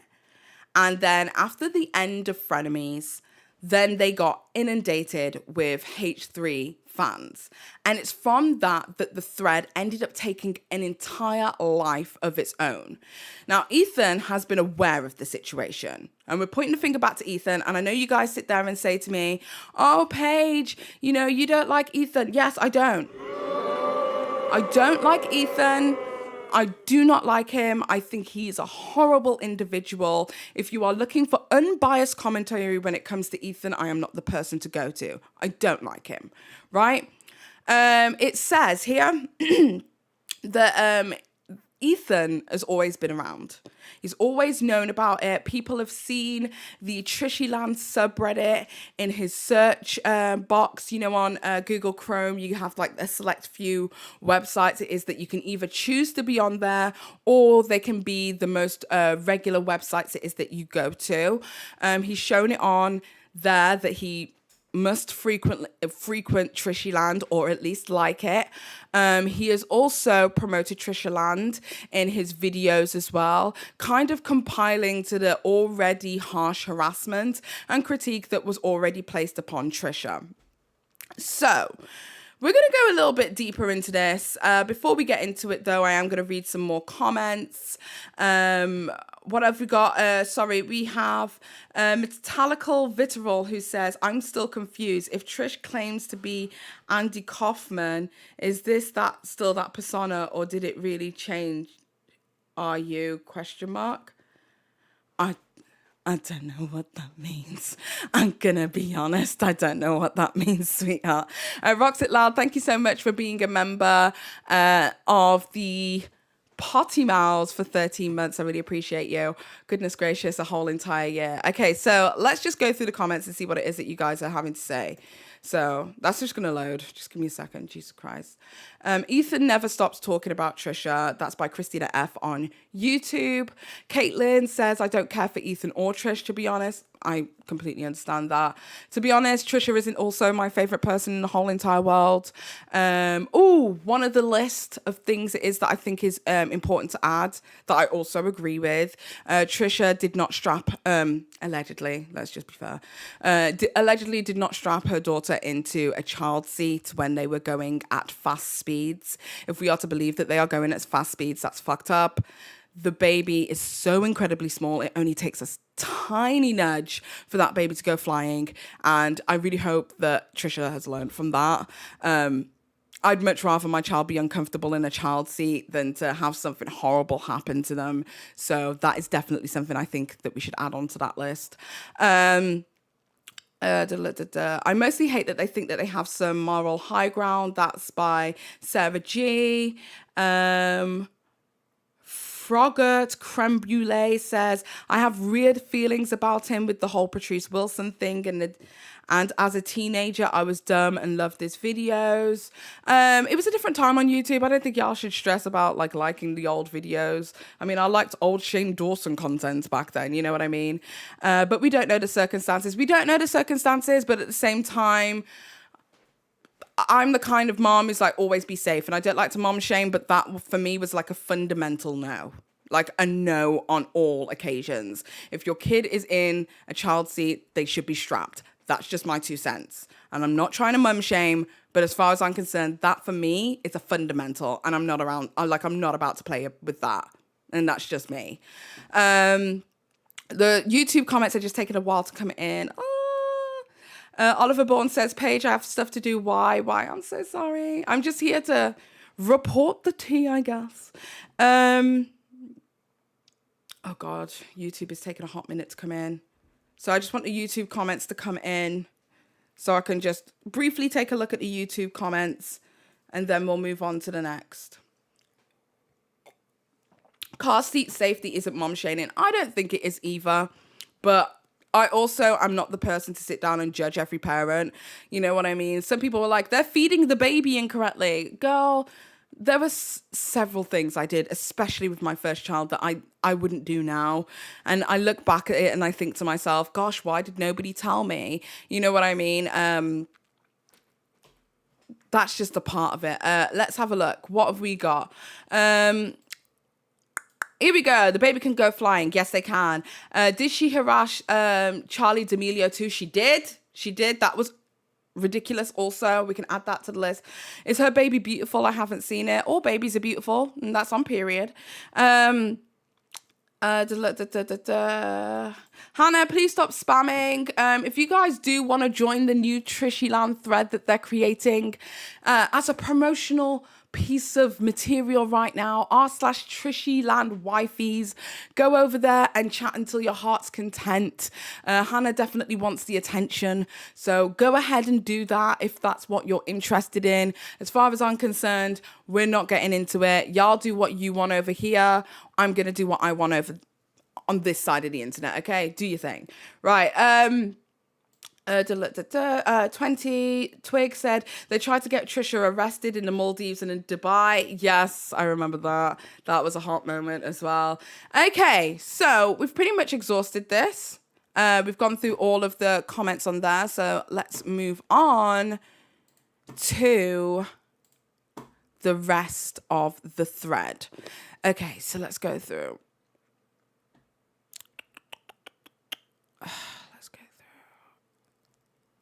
We're going to get to the right point here. Oh, yeah. So another thing to know is that the TRISHYLAND subreddit also have a Discord as well. So I guess there's going to be quite a lot of people conversing via Discord. I feel like Discord is a far more appropriate place to be than on Reddit, in my humble opinion. Okay. So here we go. The big September cancellation started with Mysterious's first video on Trisha, which was released on the 3rd of the 8th, 2021, which received a lot of attention from H3 fans. There were a lot of allegations that were made in regards to the Mysterious video. The first video was basically pretty much like a backstory on Trisha Paytas' life and her humble beginnings and her family background, things it is that she wrote in her book, so stuff that was public information. But part 2 for me is where it kind of took a left turn. And with part 2, it seemed as if, in my opinion, that Mysterious was trying to invalidate the fact that, not the fact, because I don't know, but she was trying to somewhat invalidate Trisha Paytas' sexual assault story that she said. Now, whilst I will say that Trisha got fundamental pieces of information incorrect whilst recounting, she told her story, but there was a situation where she said, like, Mr. Riney had been arrested for this, that, and the third, and that was not what he was arrested for. There's no proof to say that these allegations were correct. And in fact, people went and had a look on the internet and said that that was actually a completely different teacher altogether and that she had confused the two. But when it comes to Trisha Paytas' personal story of their sexual assault allegations, I personally believe there is not a single person on this internet who can turn around and tell her that this is not true. If that's their truth and the story is that they want to tell, I feel like it's our position as an audience just to listen, be receptive to that information, and then keep it pushing. Okay, so we're just going to scroll through because this is a really, really long message, it is. We know the history with H3, so we don't need to go back into that. Okay. Let's go. Should we just take a look? Instead of just going into the links, shall we just take a look at the files one by one So then we can see like what the fuck Trishyland has been doing. I feel like that's fair. Okay, so let's get into the...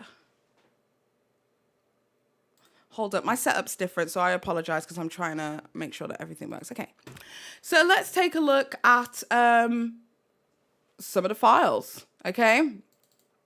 So we have this file that is put in together called anti-Semitism. A sec. Why are we not loading? Okay, so I guess, in fact, let's go and highlight them all, and then we'll go through the entire... can we... I am not good.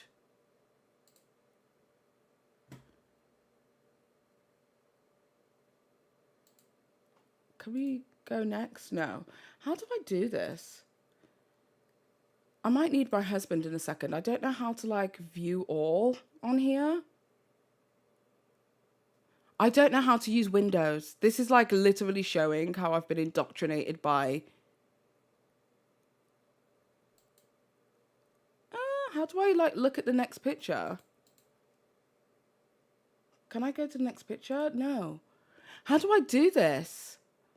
Does anyone use a Windows? Do they know how to do this? Because I don't know how to do this. We'll just have to click on them individually, I think. I think that that's the best thing to do. So there was this photo that was posted by Trishyland, and they basically said, yep, I can definitely see the resemblance. And then there was another photo of a witch, I guess, to make fun of his Jewish nose, I guess. We have this one over here. Those photos are doing neither any favors. The silhouette of the shot makes him look even more like a gorilla with fucked up wig on, and his dick nose is on full display. We have this one over here. Meep Meep. He looks like Squidward from SpongeBob's SquarePants. So when Trisha talks about the fact that like they were making fun of her and her husband and their looks and the way it is that they presented to the world, like this was legit the truth. I love the stereotypes about their noses. Trisha Paytas. I literally said, oh my God, it's Gonzo, and I'll be damned. Paige, there's an arrow on the right side of the screen. It's an arrow? No, that's not that. That's something else. That's something else. This is the dodo bird I was referring to. Oh my God, what a perfect gif. I've been wanting to say he looks like Gonzo. Fuck my life. I'm just going to click through and you guys can see what's going on here. I don't feel like I need to read every single one. But as you can see, dragging the way that it is that they look is literally like the minimum, like the bare minimum. Yes, and the key, one sec.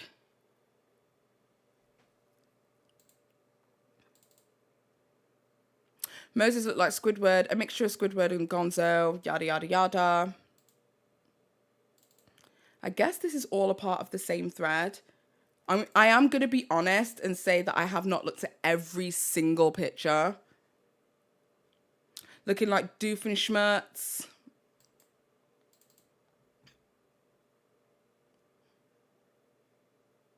Unclear what's funny about an anti-Semitic stereotype about Jewish noses. Can you please explain to me in detail the humor? So I guess that's somebody else who's like calling them out.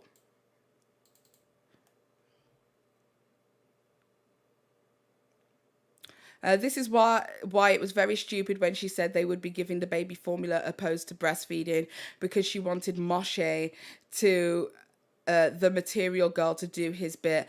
Like, you never had the option to breastfeed, you narcissistic wench. She is so delusional and crazy. As if breastfeeding is not an option.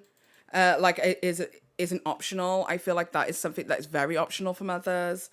Miss Paytas has no morals and values, zero. The sooner that this child is taken away, the better. Whilst she and Moshi also really thought that she was too good for her OnlyFans now look. When you roll with the pigs, apparently you end up producing directly incest porn.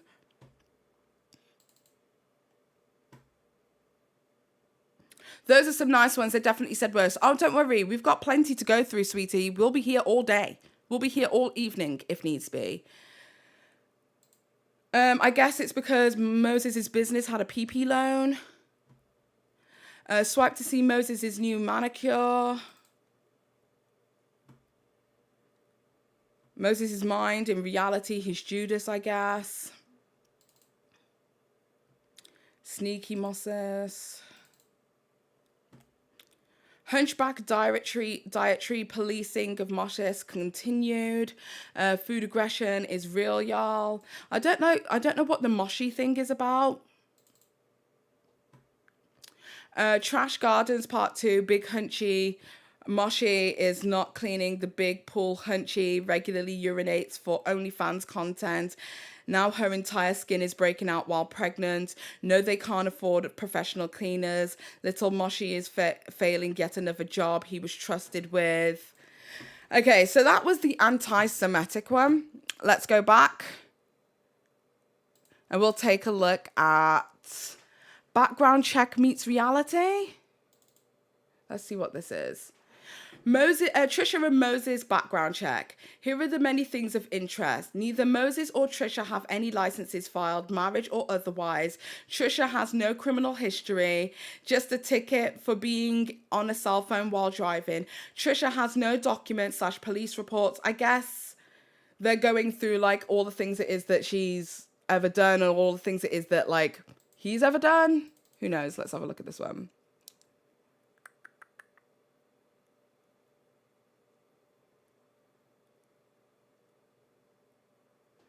Okay, so I guess that those are all the things it was that we're looking at. Bot screen recording. Are these videos? Let's take a look. This person really did their job, so they're going to get paid for this. Let's have a look. Guys, is it possible to still see... oh, no, one sec. Hold on. Guys, is it still possible to see posts that were deleted by mods? Because TRISHYLAND mods said that they deleted the explicit call for action against Trisha's doctors, but they are there still. The screenshots are from today. Link in comments below. For me, the pic doesn't appear on Chrome, but it does on the app.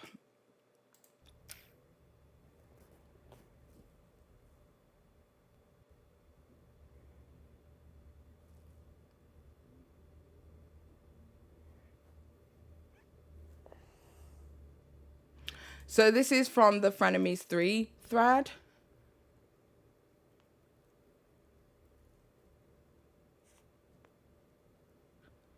Oh, okay. I guess this is to show that there are like bots, like downvoting things. Okay, I don't really care about that. So let's move on.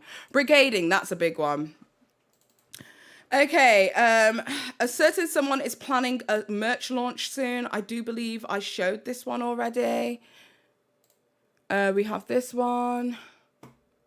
Keep it up. Trisha has literally ruined lives and made wealth off lies, manipulation and gaslighting. She will not address anything and laughs and continues to get rich.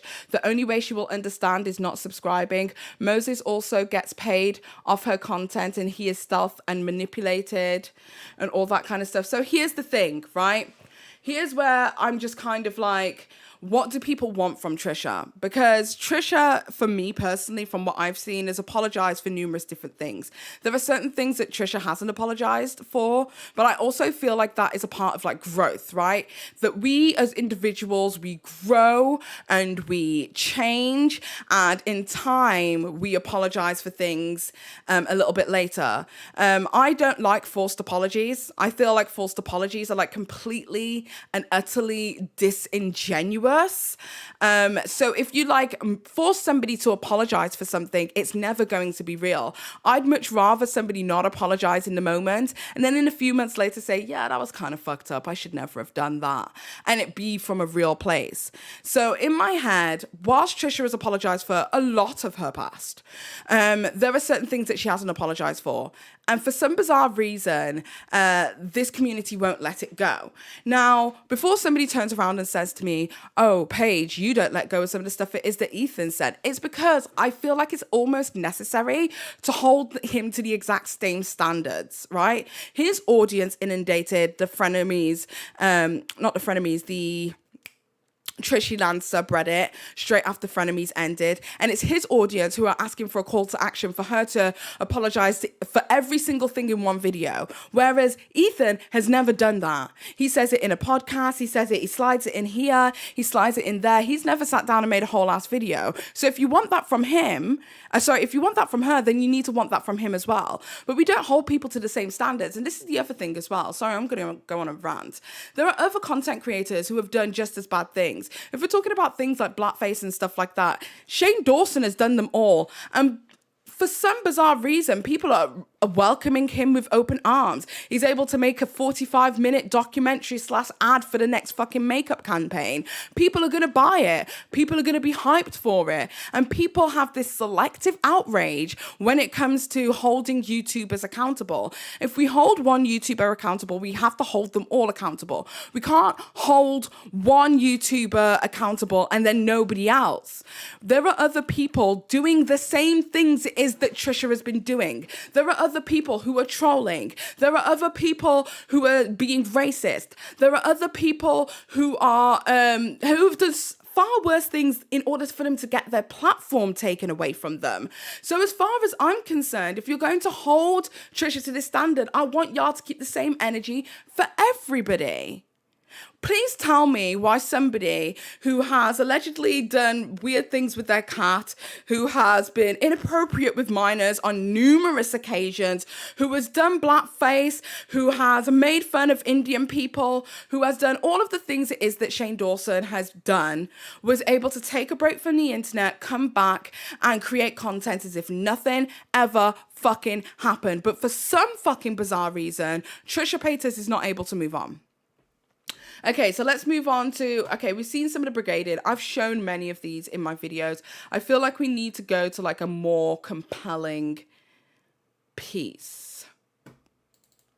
So let's go to the conspiracies. Okay.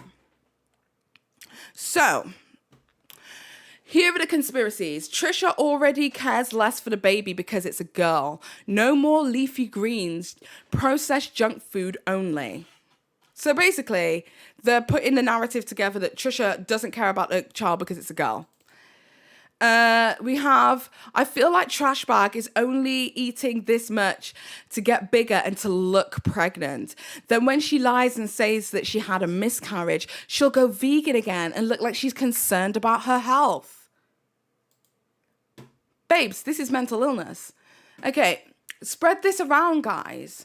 I know this may have been said a few times on here, but I feel like we all need to know. But be careful who we argue with on here and comment towards, because I feel like we have undercover fishies on here, getting people blocked and accounts taken down. So be careful, guys. I feel like the fishies are desperate and bored because Trisha Paytas' content is garbage, and they are now coming over here and harassing us and just getting people's accounts taken down. So be careful, everybody. Let's keep spreading awareness, and remember, we're here to hold Trisha Paytas accountable for her vile actions and behavior on the internet towards people and communities, and also her delusional fans. Love all of y'all. Edit, I don't know who, eyes don't know who this is. Whoa, I wasn't messaged about this person. So if you support this person and you think about talking to them, you're wrong. I didn't even get told a specific girl, whatever. You're fucking nuts. This is mental illness. Here we are. Another one. Tiffany Haddish posted this as an April Fool's prank. Look familiar?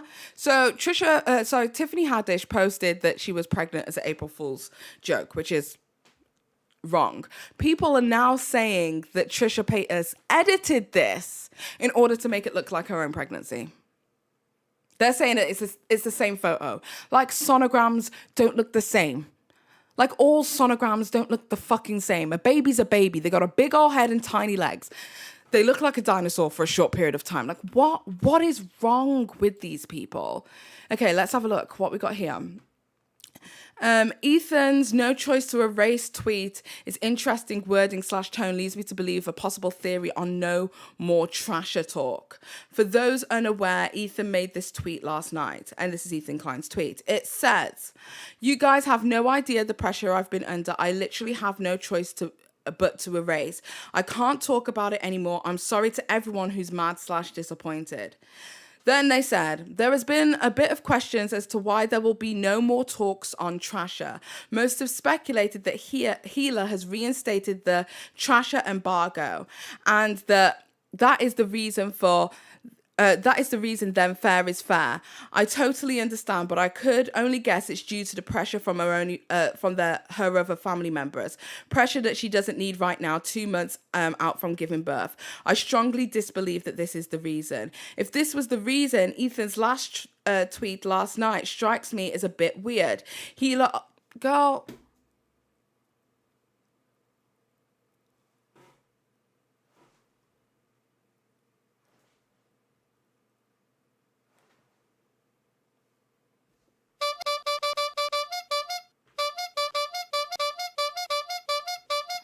They're fucking crazy.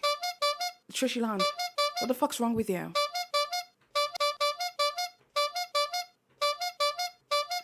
If you're thinking this deep into things, you need to go outside. Fucking crazy bitches. Honestly, this makes me like fucking high-key angry. Oh, this was an essay. We haven't got time for that. Let's move on. We got comments from that thread. Whatever. Okay, let's move to this one. What's this one? Clout chasing attention whore. I went on IG to look at the photographer's work that Trisha hired because I genuinely love photography. It seems her area is portraits. Then I noticed one taken of Angel and his BF. So obviously I clicked the No Leakers IG and went from there. Rabbit hole time. It appears that Ari and Angel have established a working relationship with Ima, who happens to be the photographer. Who happens to photograph Christine Quinn, who used the same designer gown maker for her weddings, as well as photographing Christine's friend Lily. I think that's her name, who also happens to be pregnant, and the decorations look mighty familiar. Phew. All this to say, Trisha is doing everything on IG to be noticed, but funny how she's trying to infiltrate a certain crowd and it's not working. Level jumping, you loser. Not sure how we didn't notice this before, but more proof that Trisha Paytas doesn't have an OBGYN, and she's just hopping around from random out-of-pocket ultrasound clinics. 13-week 4D ultrasounds are not medically necessary and are pointless, since the fetus has no distinguished features.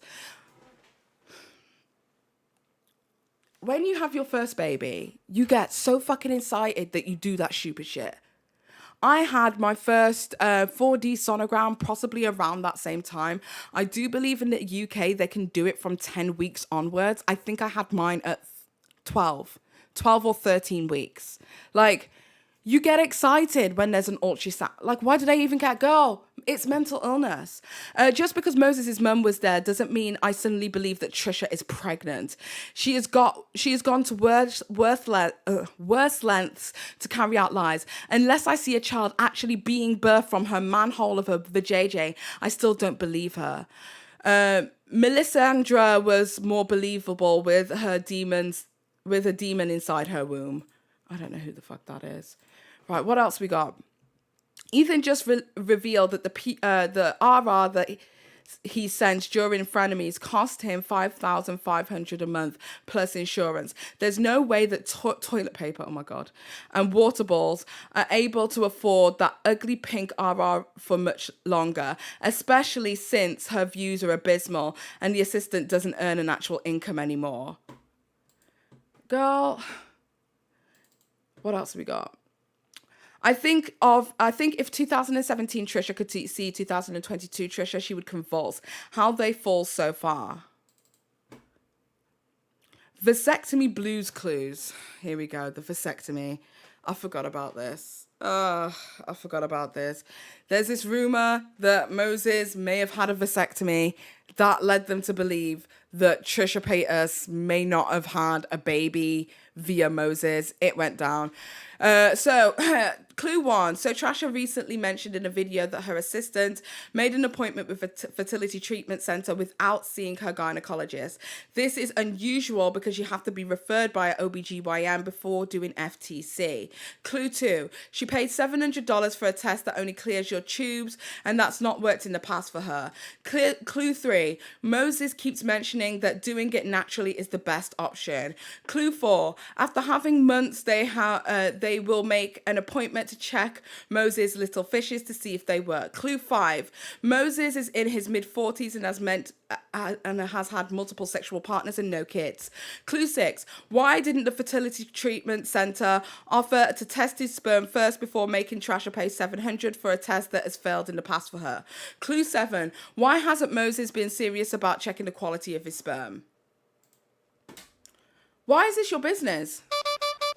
Why is this your business? None of this is your business. Okay, let's move on. We're going to go into another thread. Let's take a look.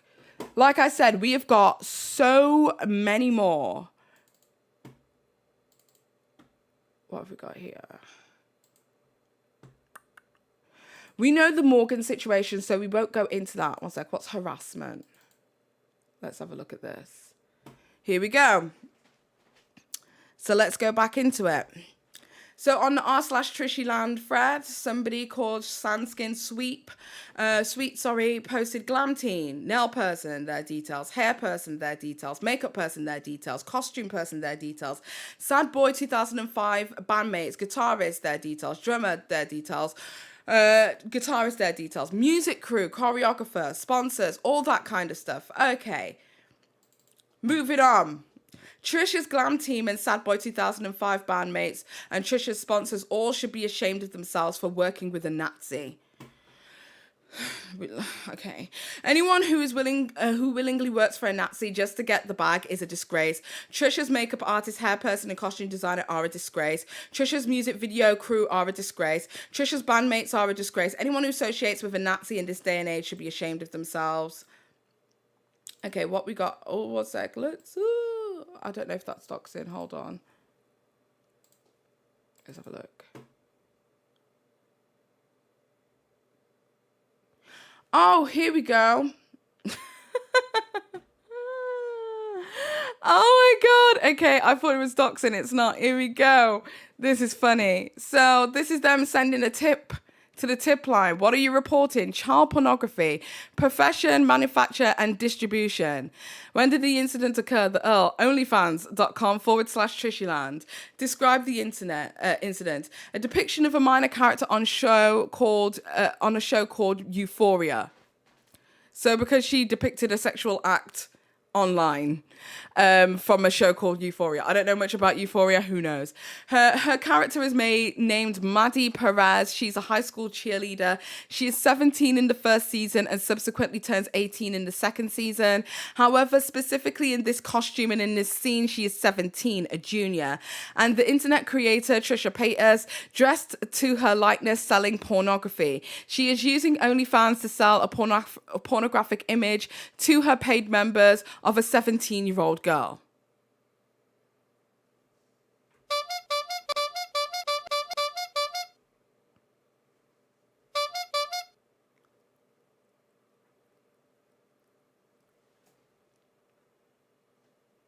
It's a cosplay. Go. I'm just going to let y'all sit with that and let y'all simmer.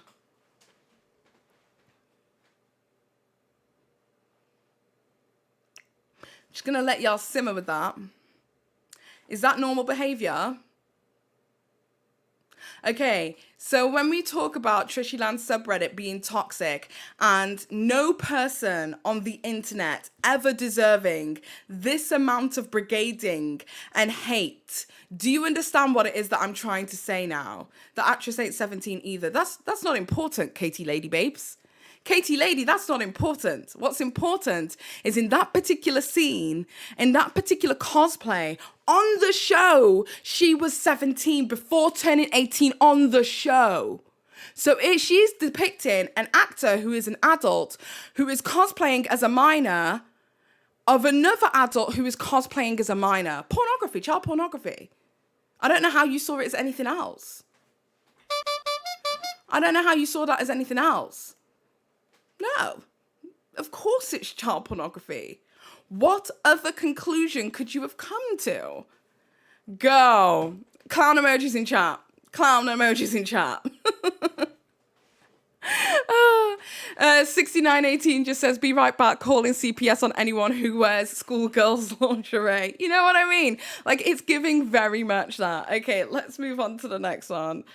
Lord have mercy. Okay, so what's here?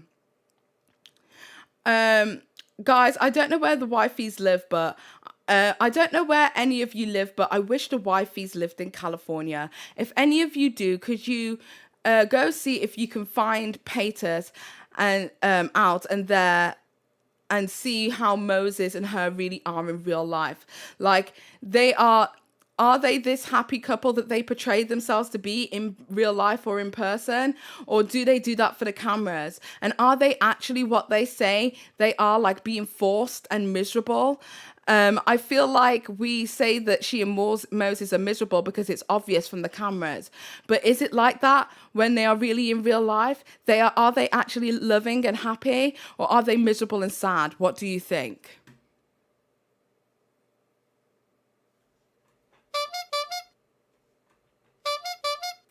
Girl, it's mental illness. It's mental illness. It cannot be anything else. What we got here?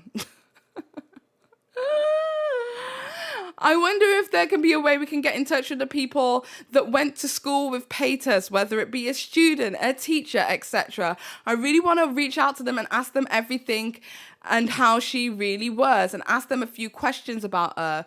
If they are comfortable going public so that we can get different points of view of how she was and how she acted in school, and what really happened with these teachers.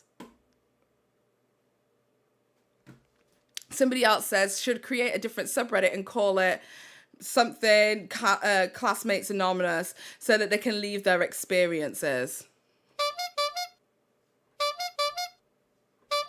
Go outside.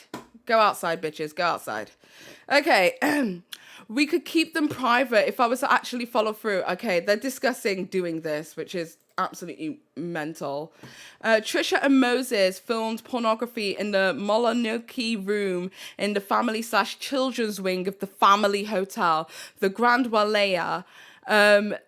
Tweet the hotel to advise them of this PR nightmare. So here we go.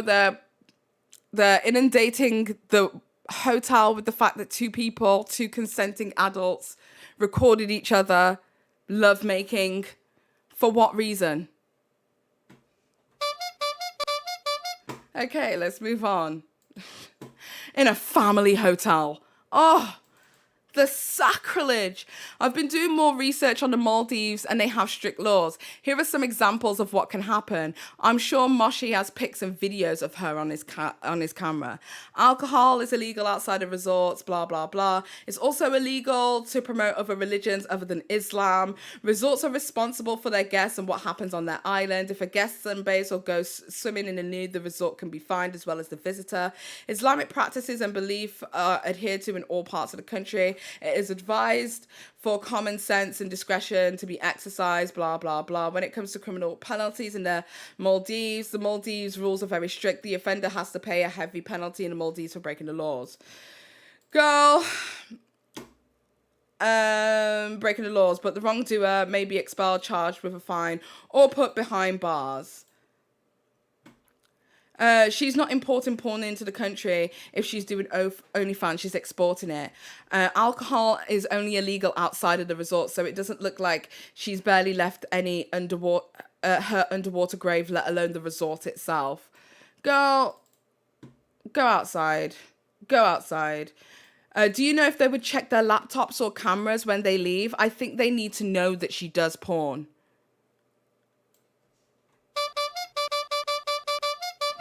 Okay, what's this one? Trisha Paytas has been active on her OnlyFans during her honeymoon, once again in a Muslim country. You can go onto OnlyFans just to check, and it says that you've been there yesterday. Come on. More details about porn in the Maldives.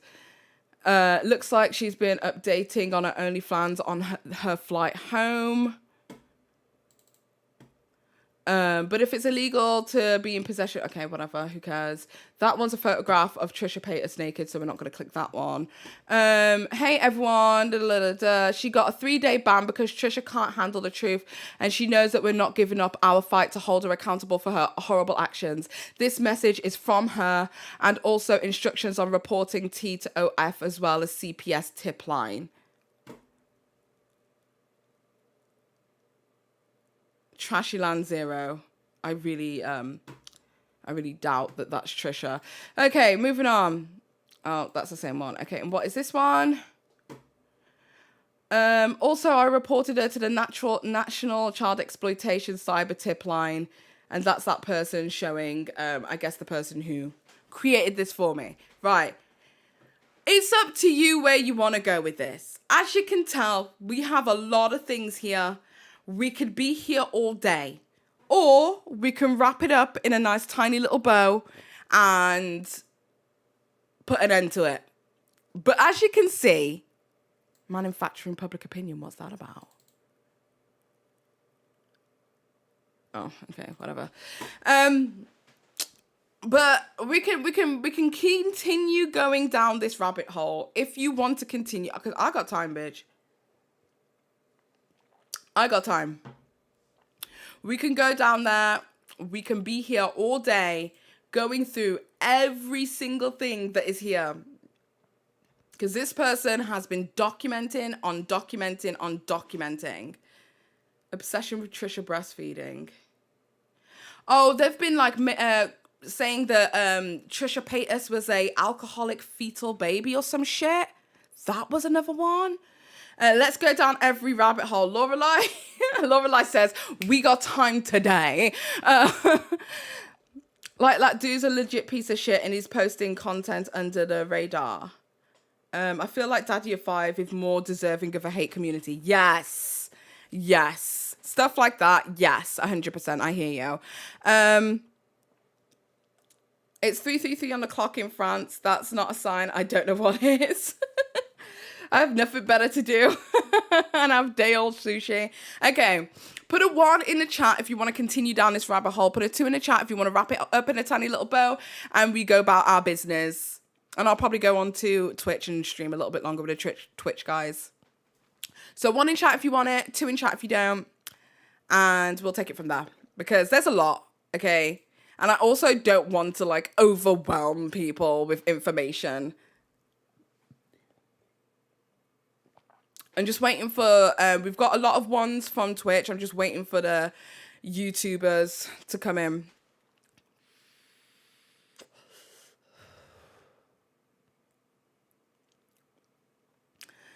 The information deserves to be out there. Okay.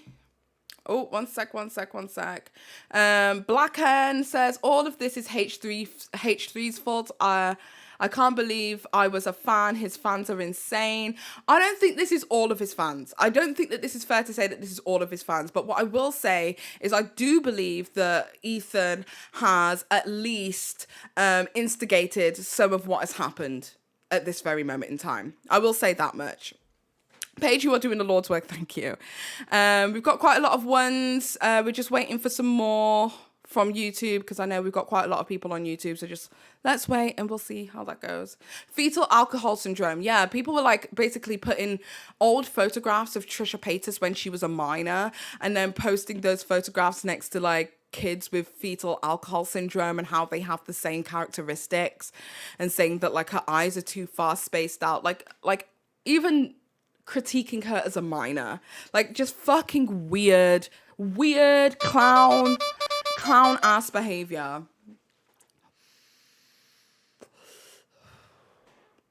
Referencing the Reddit on his show is directly incentivizing people to continue stalking. He knows better. That's by Sparkus. Thank you so much for that as well. Let's see, is there any other updates that we need to take a look at as well? Because I haven't been looking at any super chats. Let's have a look what we got. Shay Genesis, thank you so much for the $1.99. I really appreciate it. Okay, we got a lot of ones. Okay, I see you. Okay. Holy crap. Oh, it's number one uno. Okay, so let's go. God damn it. YouTube said one, bitch.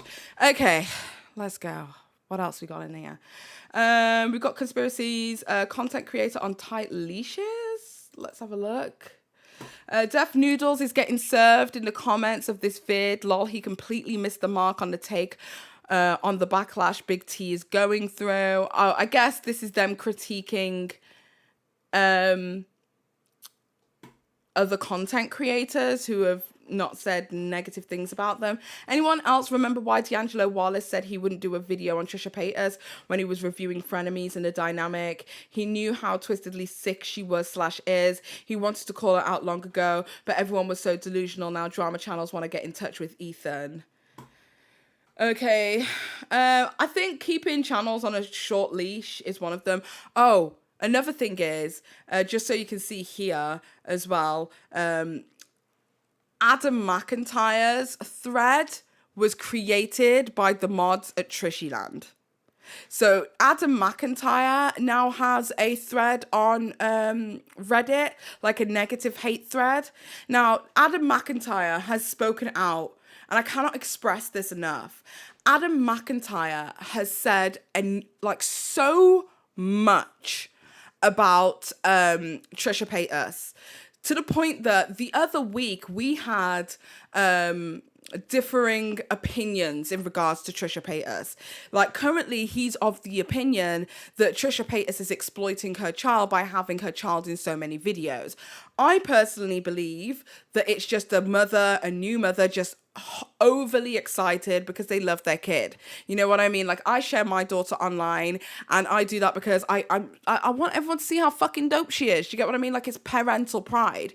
And although he does stuff like this where he calls out Trisha Paytas and all that kind of stuff, there was a few times where he felt that people were going a little bit too hard on Trisha Paytas. And when he spoke out about those instances, the members are within the TRISHYLAND subreddit decided to create Adam McIntyre's subreddit, where they all speak disparagingly about Adam McIntyre and his content. August says, yes, Adam has a subreddit and it was made by TRISHYLAND members. Yeah. So you have to remember, when we talk about like keeping content creators on a tight leash, like, if you have anything negative to say about the subreddit or anything positive to say about Trisha, you get dragged. This is why, although I think it's fucking bullshit, I can't even sit down and hate on somebody like fucking Rich Lux, who constantly makes a lot of fucking Trisha Paytas content left, right, and bloody center. Because if he was to change his viewpoint or opinion now, he would get dragged. They would be making threads about him. They would be digging into his personal life. They would be finding old videos. And these are all of the things it is that they do with Adam McIntyre right now. Do you understand what I mean? So, like, I also understand, like, how scary it is for the content creators who may feel some kind of way to say something. I've had content creators reach out to me after my mysterious video and reach out to me and basically say, Paige, I heard the video, you make so much sense, I am with you 100%, but girl, the fans are crazy and I cannot say anything online. This has happened way too many times. And and these are people with way more subscribers than me. We're talking people in 300,000, 400,000, 500,000 subscribers reaching out to me saying, Paige, I agree with you, but I cannot say anything because if I did, I would get dragged. So now imagine, yeah, that Trisha's alleged classmate comes forward, corroborates Trisha's claims to a certain degree, right? And they are inundated with this level of hate. The level of hate where we're reaching out to fertility clinics, the level of hate where we're calling ICE, the level of hate where we're contacting CPS, the level of hate where we're cross-referencing venues and finding out what location Trisha's in, what hotel suite, what the laws of the country are, if they've gone onto their OnlyFans, what accounts they've been active on. Imagine this level of hate on a fucking civilian. An individual who has no social media presence to the same capacity as somebody like Trisha Paytas. And they're saying, oh, well, the account's gone, so they must have been lying. The account's gone because who really needs that beef? I do this as a job. I talk about this shit on the internet as my job, right? That ain't her job. I don't blame Morgan for saying goodbye. I don't blame Morgan for saying I've had enough. Because even myself, I had to deep dive into Morgan, deep dive into her family members, pay companies for resources so that I could prove to myself, even if I couldn't dox her online, but prove beyond a shadow of a doubt that she was who she said she was. I had to go forth and pay companies to get information back, to do the background checks and to cross-reference on my behalf, right?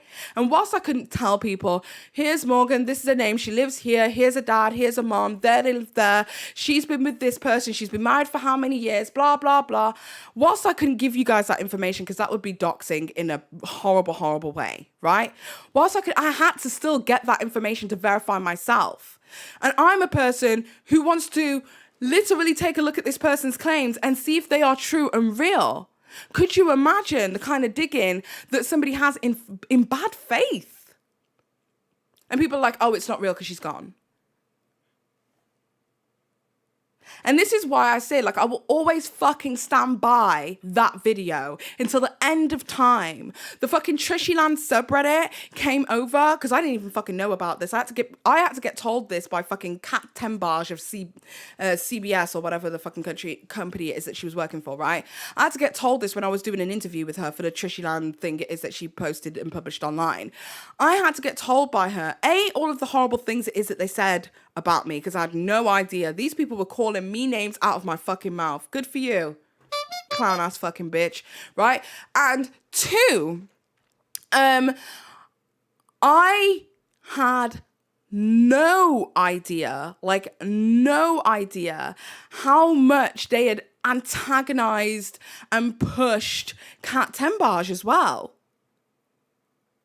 Like, we're talking about saying that she's a pedophile because of her association with Adam McIntyre, who's like 19, 20 or something. I think people, because she's very smart, seem to think that Kat Tembage is in her 30s or something. Kat Tembage is like 23, 24 years old. They were calling this woman a pedophile on the internet. Disgusting. And I will always stand by that video. Because my argument wasn't Trisha Paytas was telling the truth. My argument wasn't Trisha Paytas was telling a lie. My argument was it is not our place to discuss whether it's a truth or a lie. It is not our place to make a judgment call on somebody else's history. Is it fucking frustrating that Mr. Riney has now passed away and we can't get that information back? Yes. But at the same time, it's not our place. I have to put myself in the position of, if my alleged abuser died and I told my story after the fact and people turned around and told me I was a fucking liar, how that would make me feel. We only have to look at individuals like fucking Jimmy Savile in the UK. When he passed away, everybody came forward and said, Jimmy Savile molested me when I was 8. Jimmy Savile molested me when I was 12. There's a whole ass documentary now on Netflix detailing every little thing it is Jimmy Savile did. There was a documentary with Louis Theroux going through all of the things it is that he did, the access it is that he had to minors, the fact that the BBC for such a long time had turned their blind eye to all of the shenanigans that were taking place. People came out when he died. Are we not to believe those people too? So as far as I'm concerned, like, it's not our place to say whether she's telling the truth or whether she's telling a lie. All we can do is go based on any evidence it is that's forward. And the only evidence that there is at this very moment in time is that one classmate that I have been able to verify is indeed a real person. But that one classmate who corroborated her claims before she was ran off the internet.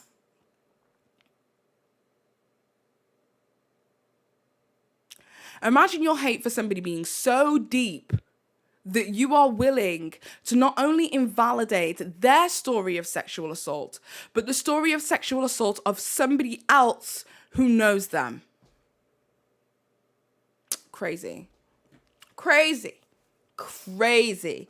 Even the UK police protected Savile. Oh, girl, we know the stories. Roxit Loud, thank you so much for the 17 bits. I really appreciate it. Miss Obi, thank you so much for the 50 bits as well. I really appreciate it. Thank you guys so much for supporting me and supporting the channel. Okay, so let's move on. What else have we got? What's this one? Wow, there's what a difference 3 months make. Papa Gut. So Papa Gut originally reacted, I think, to my mysterious video, and he was not on the same page as me. But then as time came out, as more information became available, all that kind of stuff, he kind of changed his stance in regards to Trisha Paytas. Then they started dragging him on the subreddit. So all of these here are basically people keeping them on like a tight thread. All these content creators who make content in regards to Trisha Paytas, like them going over and doing stuff. There was a whole subreddit thread that was posted on a TRISHYLAND to go over and downvote my video and leave negative comments. And I didn't notice at the time because I wasn't following the TRISHYLAND subreddit, but I found out retrospectively that they were going out of their way to tell each other to go over and like leave negative comments and say things. Now, we all know how groupthink works on social media. Unfortunately, we are in this place where people can't have an organic thought for them fucking selves. So many people jumped on the video, saw the dislikes when YouTube had dislikes, saw the negative comments underneath there, and then went forth with the mindset already created for them that Paige is talking shit. Now I have people coming to me saying, you're right. And that's why I fucking stand by that shit. In a world where it seems like everyone on the internet hates Ethan, I'm glad he's always got someone like Death in his corner. Well, that aged like fucking milk, didn't it, bitch? Okay, let's have a look. What's this one? Papa Gut sees right through her. He makes great points. So this was like originally how Papa Gut's stance was, and then obviously his stance changed over time. I think he's been updated as to like what the TRISHYLAND subreddit is. Oil London is trash. Potato fan is anyone. Ollie London. Oh, is that the guy who is like transracial or says that he's transracial? Yeah, whatever. So that's another one. What have we got? We got coping. What is this? Sometimes I feel bad. Okay. Sometimes I feel bad about how we make fun of her and treat her in this sub. To the undiscerning eye, it looks like we're an entire community who regularly takes screenshots of someone to try and who is just trying to live their best life. But that's not what we do. We screenshot her on holidays trying to live her life, get married and eventually have a baby. We make fun of her, her husband, every moment or comment she makes online. And sometimes I feel bad. And then I remember the countless examples of emotional and physical abuse that she's dealt other people in her life. I remember how she blackmails and then gaslights everyone around her. I remember the bruises her exes have shown. I remember how she tried to run a car through Jason's house, how she used to compete for attention with his own children. I remember the same method being used on one of her other exes to varying degrees of success. How she got on the bandwagon of an entire community and proclaim her as proclaim her transgender issues, even though 6 months afterwards she was no longer trans, vegan for that matter. And then I remember that she picked her true victim. Well, how she saw sexual abuse survivors to share their stories, and how she thought that she could do that for clout. I remember that she chose her victim well, a dead man who could not possibly defend any allegations made against him. I remember how I do not believe her. I do not believe her. Sometimes I feel bad, and then I remember I don't.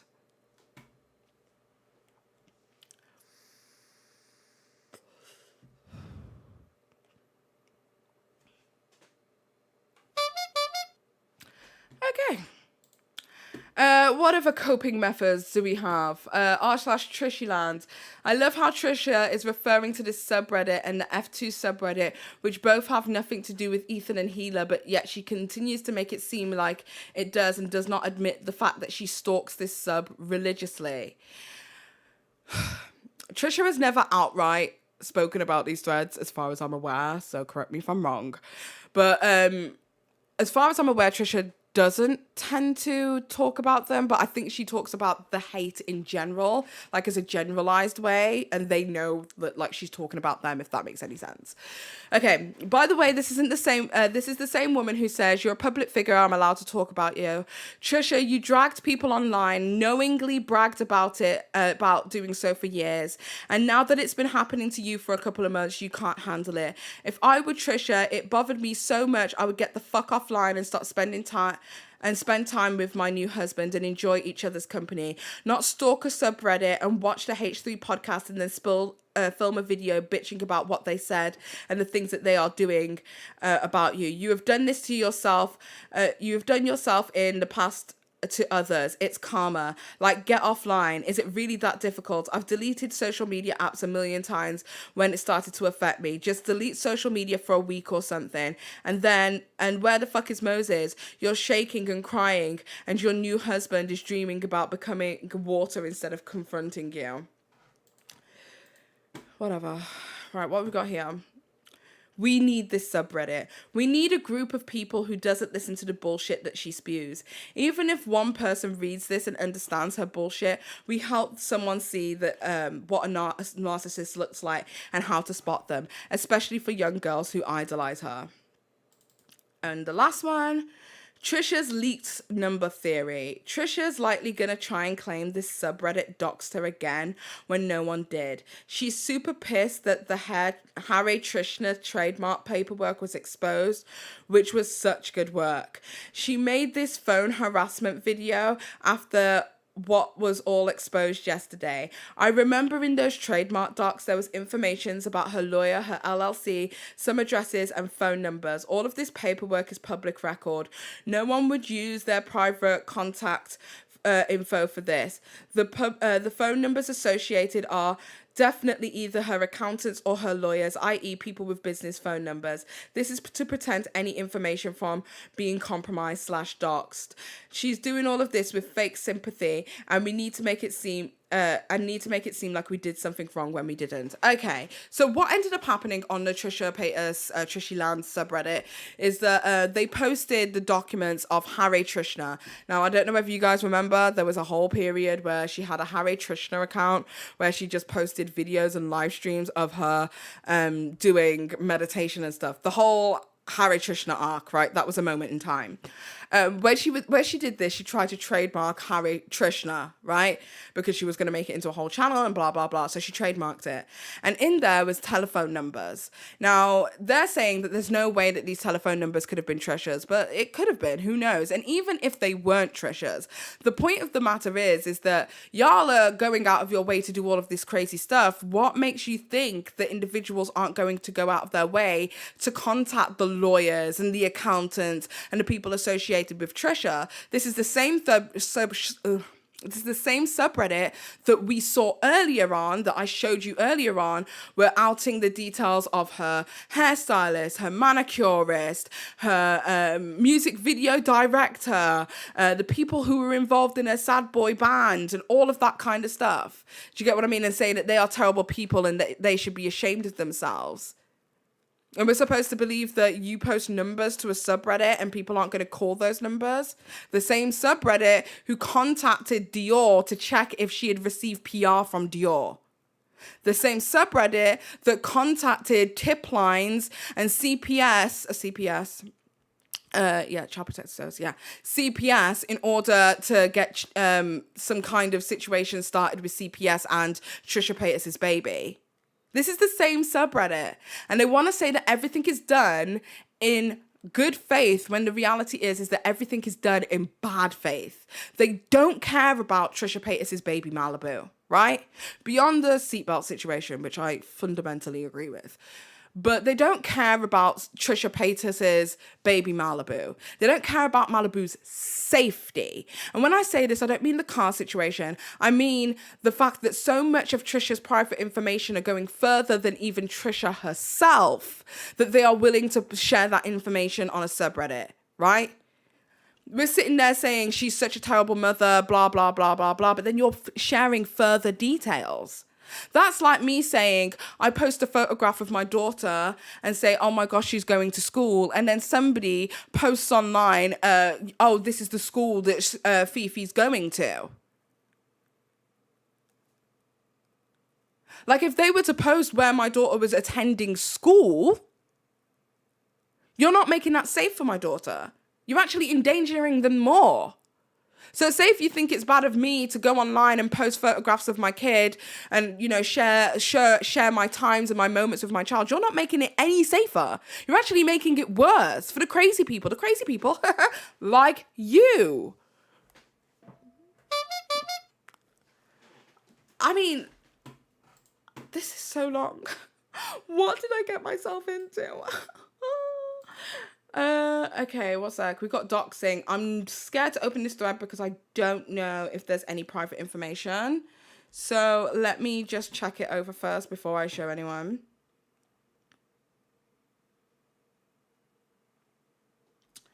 Okay, what have we got here? Here we go.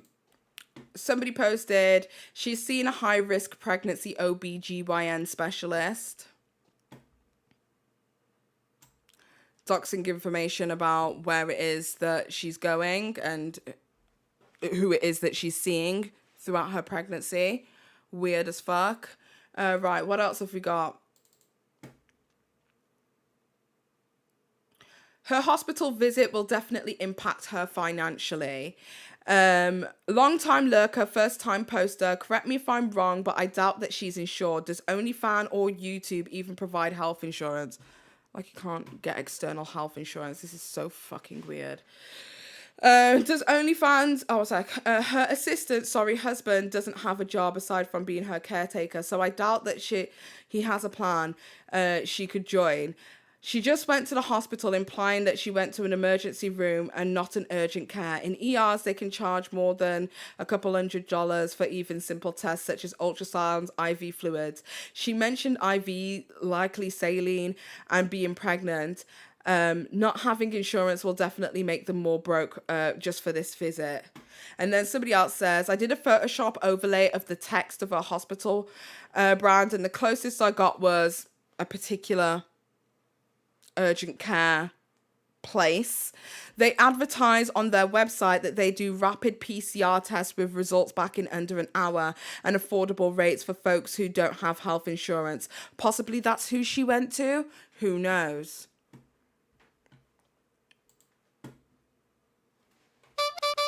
This is fucking crazy. Right, what we got here?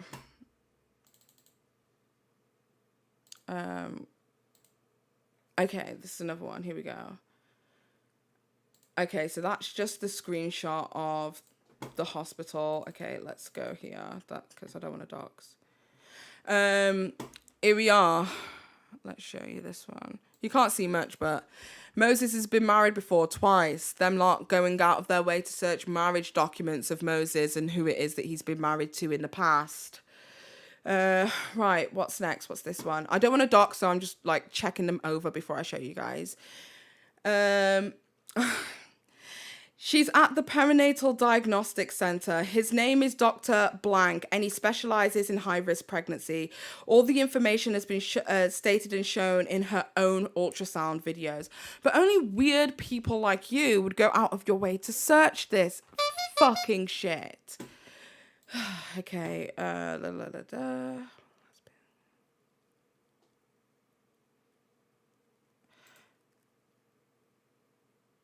Okay, so this is them trying to identify people who are also at the clinic. Who is that last pic? They have a tattoo. That's just from the clinic. The last two photos are other people who posted from the same clinic. I included them to show that they're in the same place. So not only were they going out of their way to stalk and dox Trisha Paytas, they were going out of... Oh, I haven't shown you this, sorry. They were going out of their way to search the individuals who were also attending the clinic at the same time to make sure that they were definitely getting the right place. Mental illness. Okay, what's next? Gonna be here all day. Okay, what's this one? Oh, okay. Should I show? Well, she's been to the clinic already.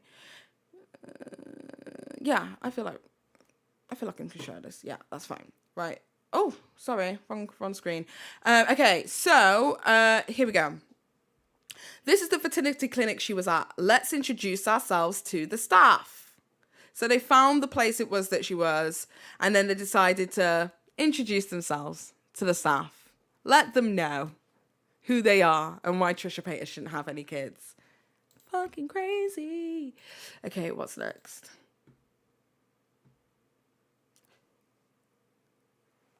Here we go. Another one where they out it. Well, it looks like Trish started her fertility storyline. She posted a picture on IG from the blank fertility blank blank clinic.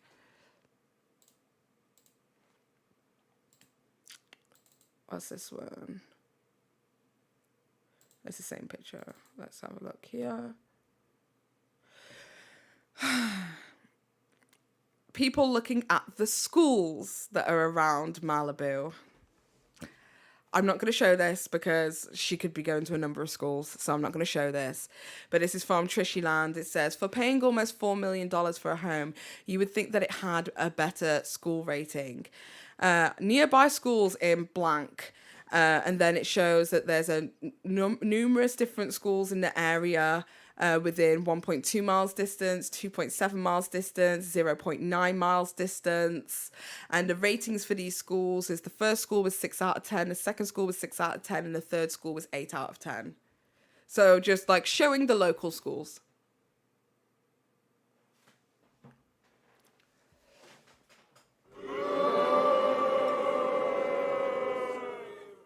Just showing the local schools. It takes one crazy pedophile. One crazy pedophile. I'm not showing the schools because I feel like it's inappropriate. But it takes one crazy pedophile.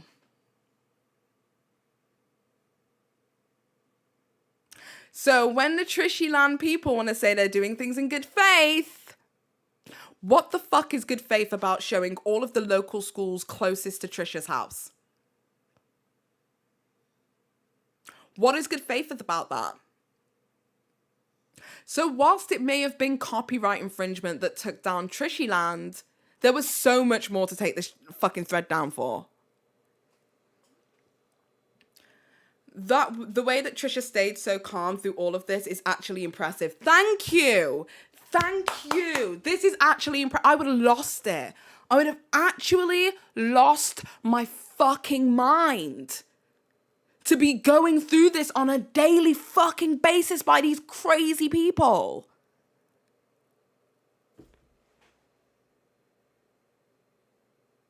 Fucking crazy. This is so nuts. And like literally even speaking about it makes me feel so fucking icky. That's a baby. That's their child. Be with the fuck shit if you want with Trisha, but leave the baby alone. Nobody needs to know the local schools next to Trisha. How this woman hasn't gone on the internet and popped the fuck off on every single fucking person, I will never know. I will never know. I had somebody make a rumor about my child once and I lost it in a huge way. That was the instance that I was threatening to go and fucking fight somebody in America whilst I was pregnant. But girl, I lost it in a huge way. I don't play about my kids at all. At all. And she stayed chill. She didn't mention it. She kept doing her thing, kept reporting it. Queen shit, honestly, because I could never. That could never be me. That's for sure.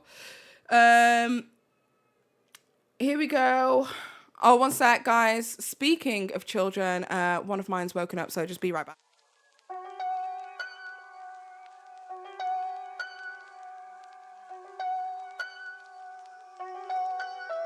Smooth, like cognac, I'm a big threat, yeah. I just came to sightsee and get your bitch wet.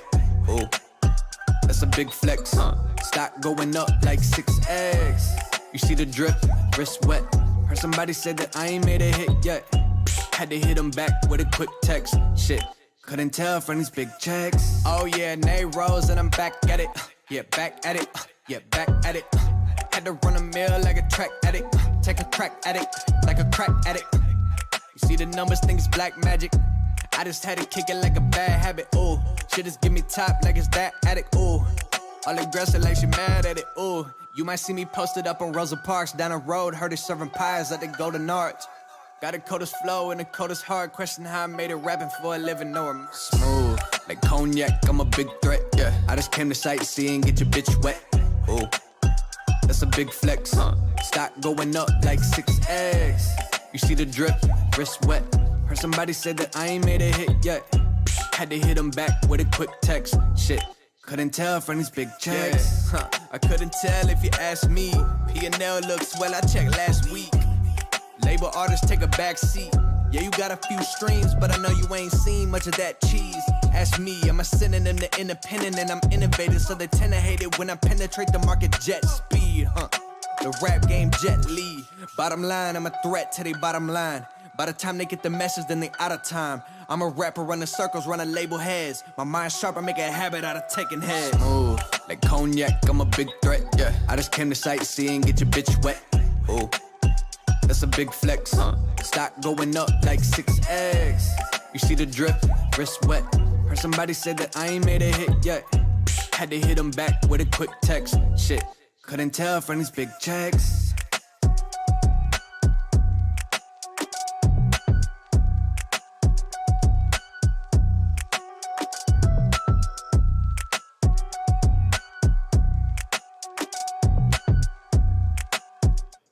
Okay, hi. My son needed a bottle. He just woke up. Okay, so moving on. We have, let's bring it back. What's next? We have, they're putting the doctor's details of what doctors it is and who the doctor it was who was conducting the work. So we're not going to go and take a look at this one.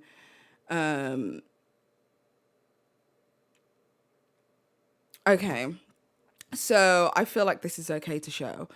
So we have over here on the Trisha Paytas backup, she posted Love at First Beat, where she showed a little bean inside of her, and I guess they've got like all of the details from the top of there. And then from there, in the comment section,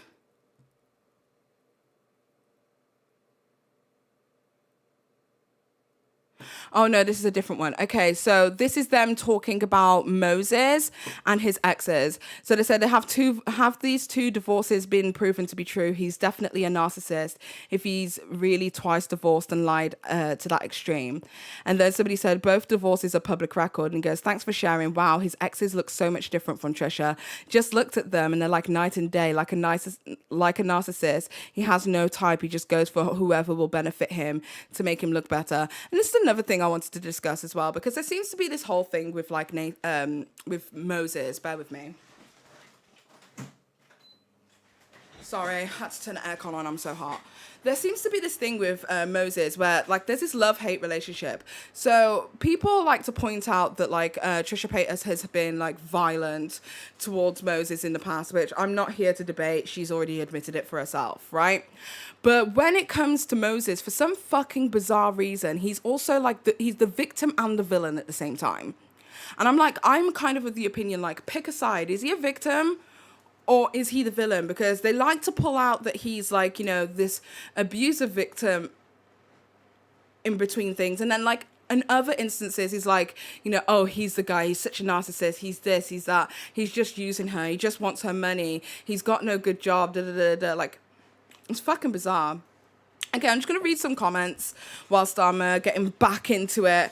Okay, so we have Elephant Valentine says, I'll never understand the level of hate follow cult personality type stuff. Like, hate watching is one thing, but literally stalking somebody and their family is ridiculous. Taylor said, absolutely, Melissa. If she'd never posted Malibu, all of the posts would be Trisha is ashamed of her baby. They're that unhinged. I agree with that. Mariam says, I hope that she decides to raise her kid privately out of the glare of social media.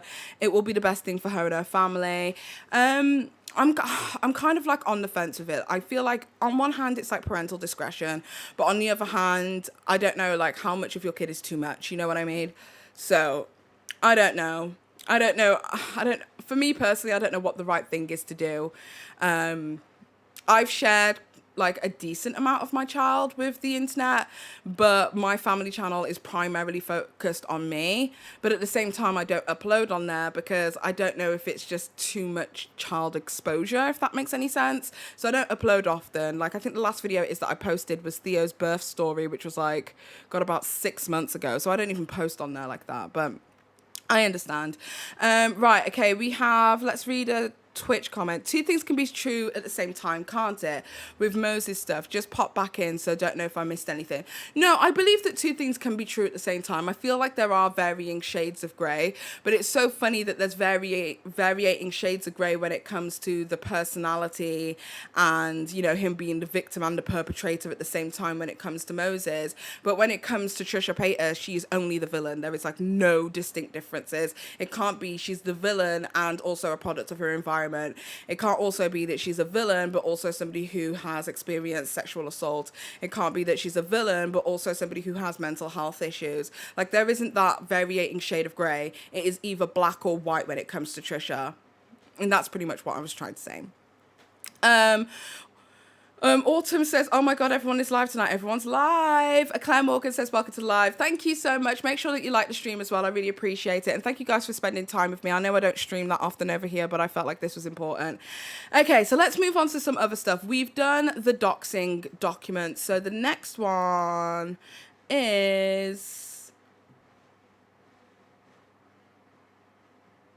Okay, Ethan's influence, I guess. So let's take a look. So it says, I know y'all want me to talk about Trisha. This whole thing is extremely upsetting and disturbing. I'm still processing this. This is a person who I considered one of my closest friends a week ago who is now making videos accusing me of sexually harassing her. This is too much. This was on the 13th of June, 2021, just so you know where the timeline is. So this was around the time that Frenemies just basically stopped.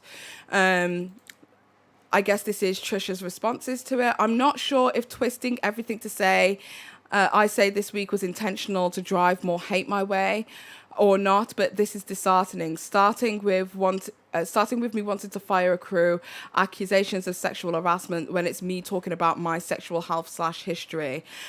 Somebody said, hello Leash. Oh my God, blast from the past. Have you heard that name in ages? What is Hello Leash doing nowadays? Is she still doing the, basically a podcast thing? Somebody let me know in the comment section. What's Hello Leash doing nowadays? She was around a lot in the past, and I don't know where she is now. Who's Hello Leash? She's another content creator. She made a lot of videos about Gabby Hanna. She says, Hello Leash says, that's not what I took from that video at all. And Trisha says, I assure you, Ethan did not watch my video inciting more unwarranted hate towards me. I don't even know what to do at this point. I take responsibility for my wrongs that I did on the show, but I'm also allowed to speak on what made me uncomfortable regarding my sexual health and history. So I guess this is where he did the whole, you know, podcast where he was like, oh, I don't believe her story about Mr. Riney anymore in hindsight, even though he like agreed with her at the time, because it was like, I think it was like Frenemies 17, if I'm not mistaken. I only know that because he took it down and then put it back up as soon as... See, this is the thing. Ethan does these sneak disses, and I made a fuss about it online, and people like dragged me to hell because they thought that, oh, you're like intentionally misinterpreting it.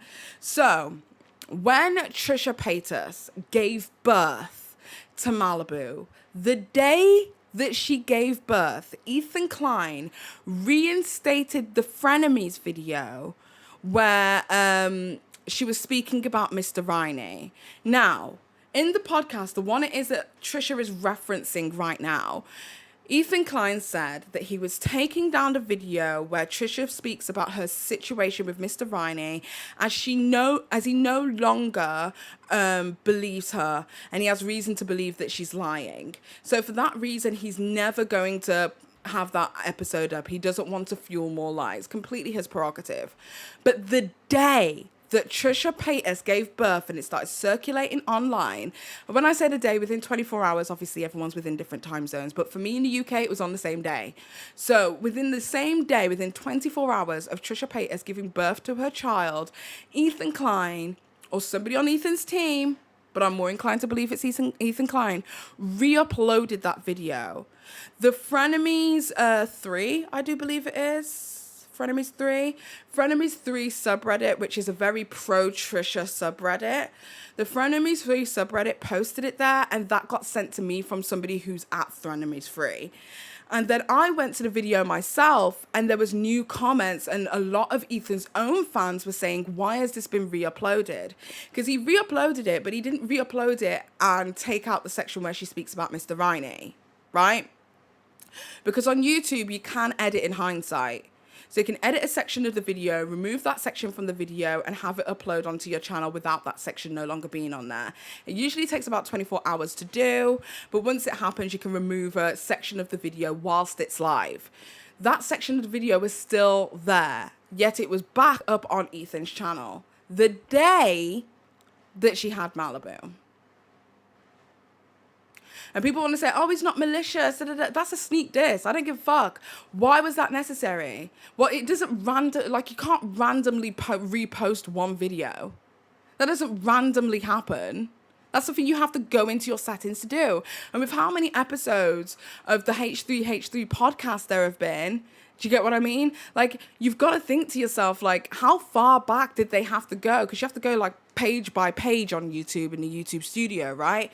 You got to think, how many fucking pages did they go back to put that one video? And if you look at Social Blade at that time as well, that was the only video re-uploaded.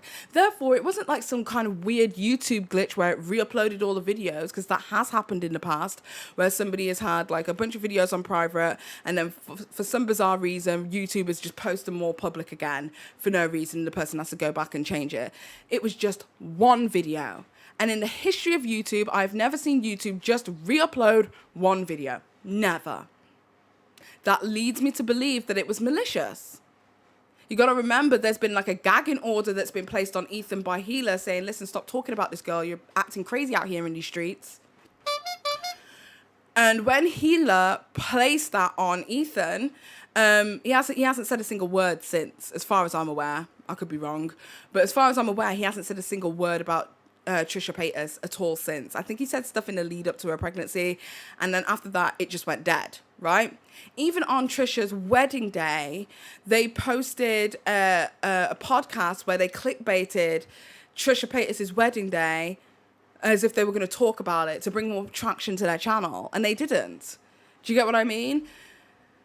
Just messy, just so fucking messy. But it just feels to me like I watch these things happen around from the sidelines, and I just think to myself, that seems malicious, that seems mean. Like, what is your point?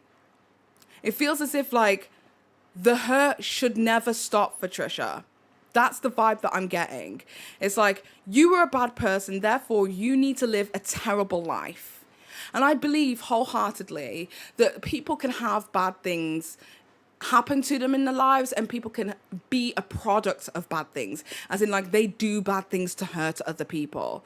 But I also believe in people reforming their character and changing who they are and working hard. I look at a person who has had a drug or alcohol dependency issue. I'm not going to judge them by their drug and alcohol dependency issue for the rest of their life. If they've cleaned themselves up, they've changed their act, they're, teetotal, they're sober, they're living a different life, they've done rehabilitation, they're working on themselves, they've, got themselves an apartment, building themselves up, probably got back in touch with their kids. I'm going to see them for the person it is that they're trying to be. I'm not going to see them for the person it is that they was. That person was just fucking shit. They sucked. That was a terrible human being. But the person it is that they're trying to be is the one that I'm going to now view them as. I'm going to view them in that progression. And for some bizarre reason, we're not supposed to do that with Trisha. It's almost like that leniency towards the human experience is gone. And the human experience is something that we all have. I could not imagine being as young as Trisha was on the internet in today's day and age and having every single thing it is that I did and said scrutinized for the rest of my life. That's got to be hard. And not just with her, with other content creators as well, because a lot of people like to bring up, like, I don't like James Charles, okay? I've said this numerous times. In fact, do you know what, guys?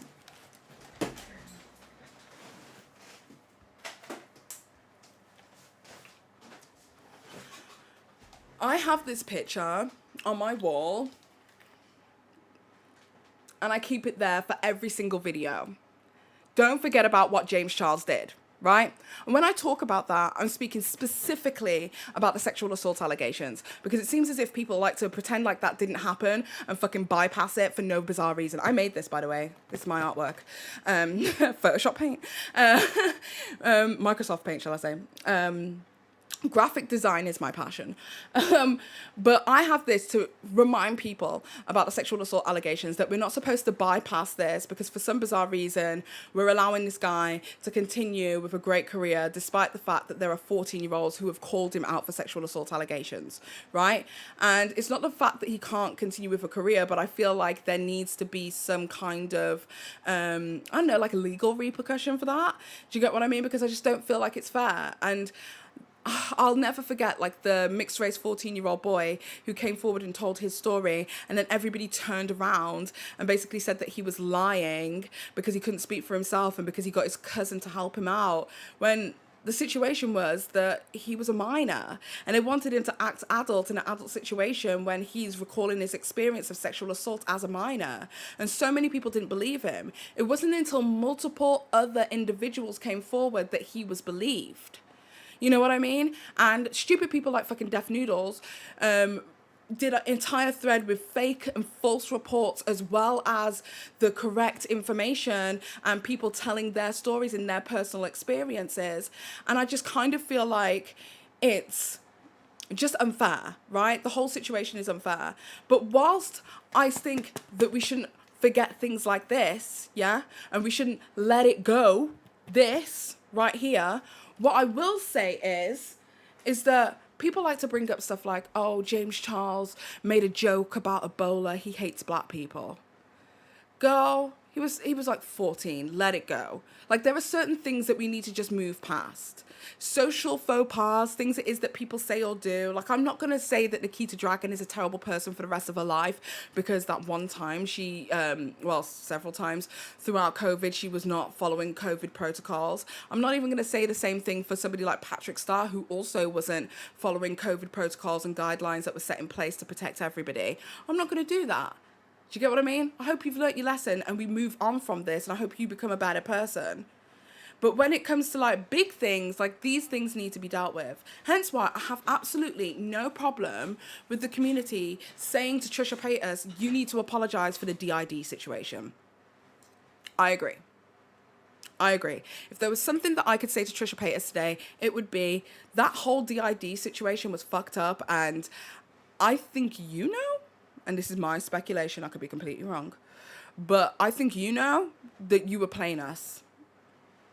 And even if you were somewhat confused, you knew what the fuck it was. And I do believe she needs to apologise for that. Will she do it? Probably not. But then we just have to move on from that. You know what I mean?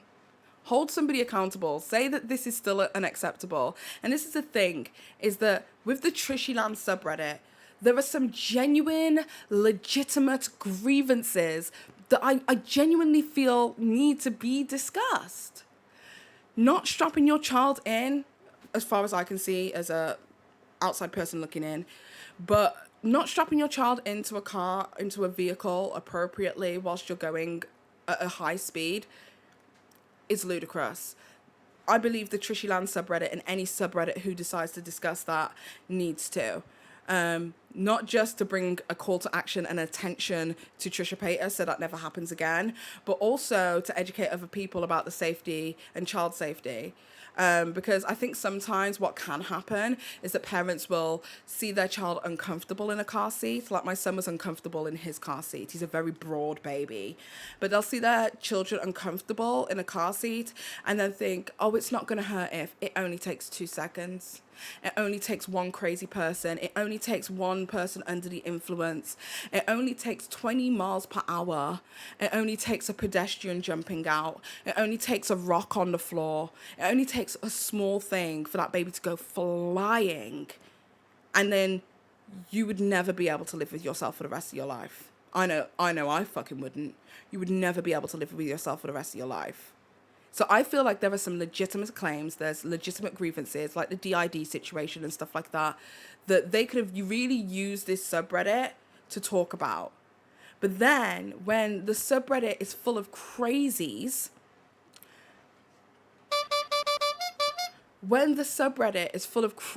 and the moderators do absolutely nothing to stop that from happening, it taints the whole group.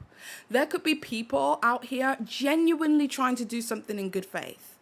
But all of the bad faith people in there, the bad faith actors who just want terrible stuff to happen, are ruining it for everybody. So now I have to look at Trisha Paytas by the overwhelming amount of bullshit that the moderators have allowed. Now I have to look at Trishyland by the overwhelming amount of doxing that has taken place. Now I have to view Trishyland by the overwhelming amount of body shaming and hate and visceral anger towards a woman who is pregnant. And now I have to judge you by that standard. Even if there are some people who genuinely mean good. And one thing it is that I've noticed from the Trishyland subreddit is that there have been so many individuals, right, who have said, I was a part of the subreddit, it was really cool, but then there was some stuff that was taking place and I couldn't fuck with it anymore and I left. And one thing it is that I heard from somebody who reached out to me who was a part of the Trishyland subreddit at one point was that she couldn't get on board with the body shaming. Like, they body shame Trisha's botched body, as I like to call it. They body shame her weight. They body shame her eating habits. They body shame her hair, her acne, her skin. Now, these are all, like, identifiable traits that loads of people have. I had adult acne until the age of about 25. So I've not long got rid of my acne, right? So I had adult acne at the age of 25. And this young lady was saying that, like, when they were body shaming Trisha, I thought to myself, I'm much bigger than Trisha is. So if that's how they view her and her body, that would be my body goals, imagine what they must think of me. And she spoke about it. She reached out to the moderators. She asked them over and over and over again, please remove anything that seems like body shaming. We can judge her on her character, but we cannot judge her on her physical appearance. And I refused to do so.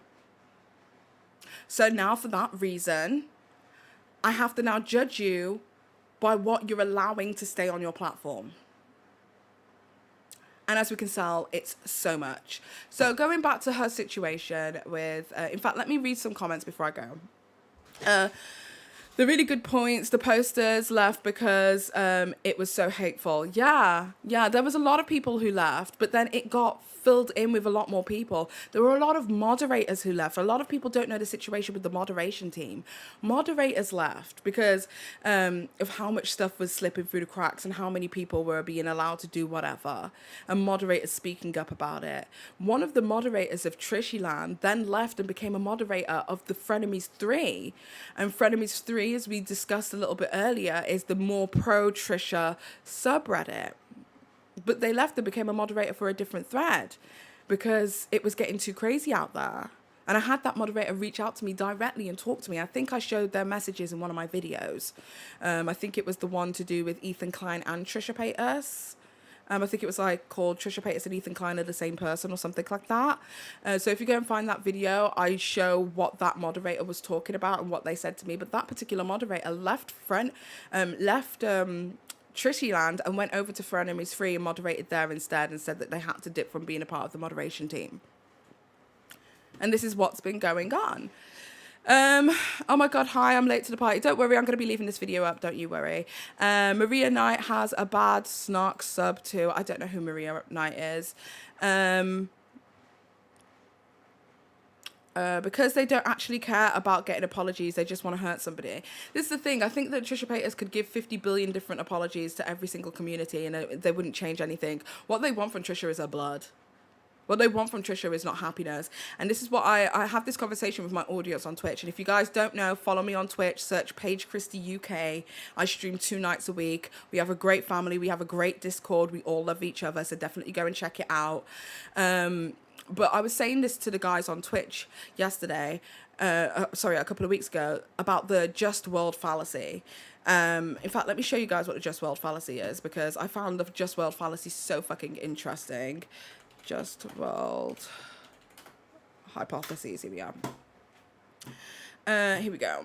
Let me show you guys what the just world hypothesis is. So the just world hypothesis refers to our belief that the world is fair, and consequently, the moral standings of our actions will determine our outcomes. This viewpoint causes us to believe that those who do good will be rewarded, and those who exhibit negative behavior will be punished.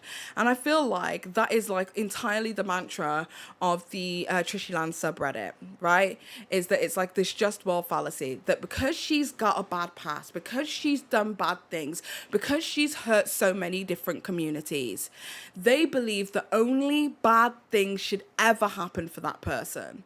Because in that, if that happens, then it's a just world. Do you get what I mean? Then that makes them feel better for not positive things happening for them, regardless of the fact that they've done good things and they've been a good person and they've, been a better person than Trisha Paytas. They see somebody like Trisha Paytas who has been constantly rewarded for negative and bad behavior. We have to remember that Trisha Paytas was essentially an internet troll, right? She has been constantly rewarded for negative behavior over and over again, constantly been given good things. She gets podcasts that are sponsored by Spotify. She gets amazing guests to come on her podcast. She gets opportunities to be on reality TV shows. She gets companies sending her loads of different products. She gets to collaborate with some of the best artists. She gets one of the coolest jobs in the world, to be a YouTuber and to pretty much just sit around and vlog their life. She gets opportunities to collaborate with really cool people like Vlog Squad and stuff like that. She has hot boyfriends. She has a legacy behind her. She has a huge fan base. And when they see her constantly getting rewarded for this troll-like behavior all the time, it makes them feel bad about themselves.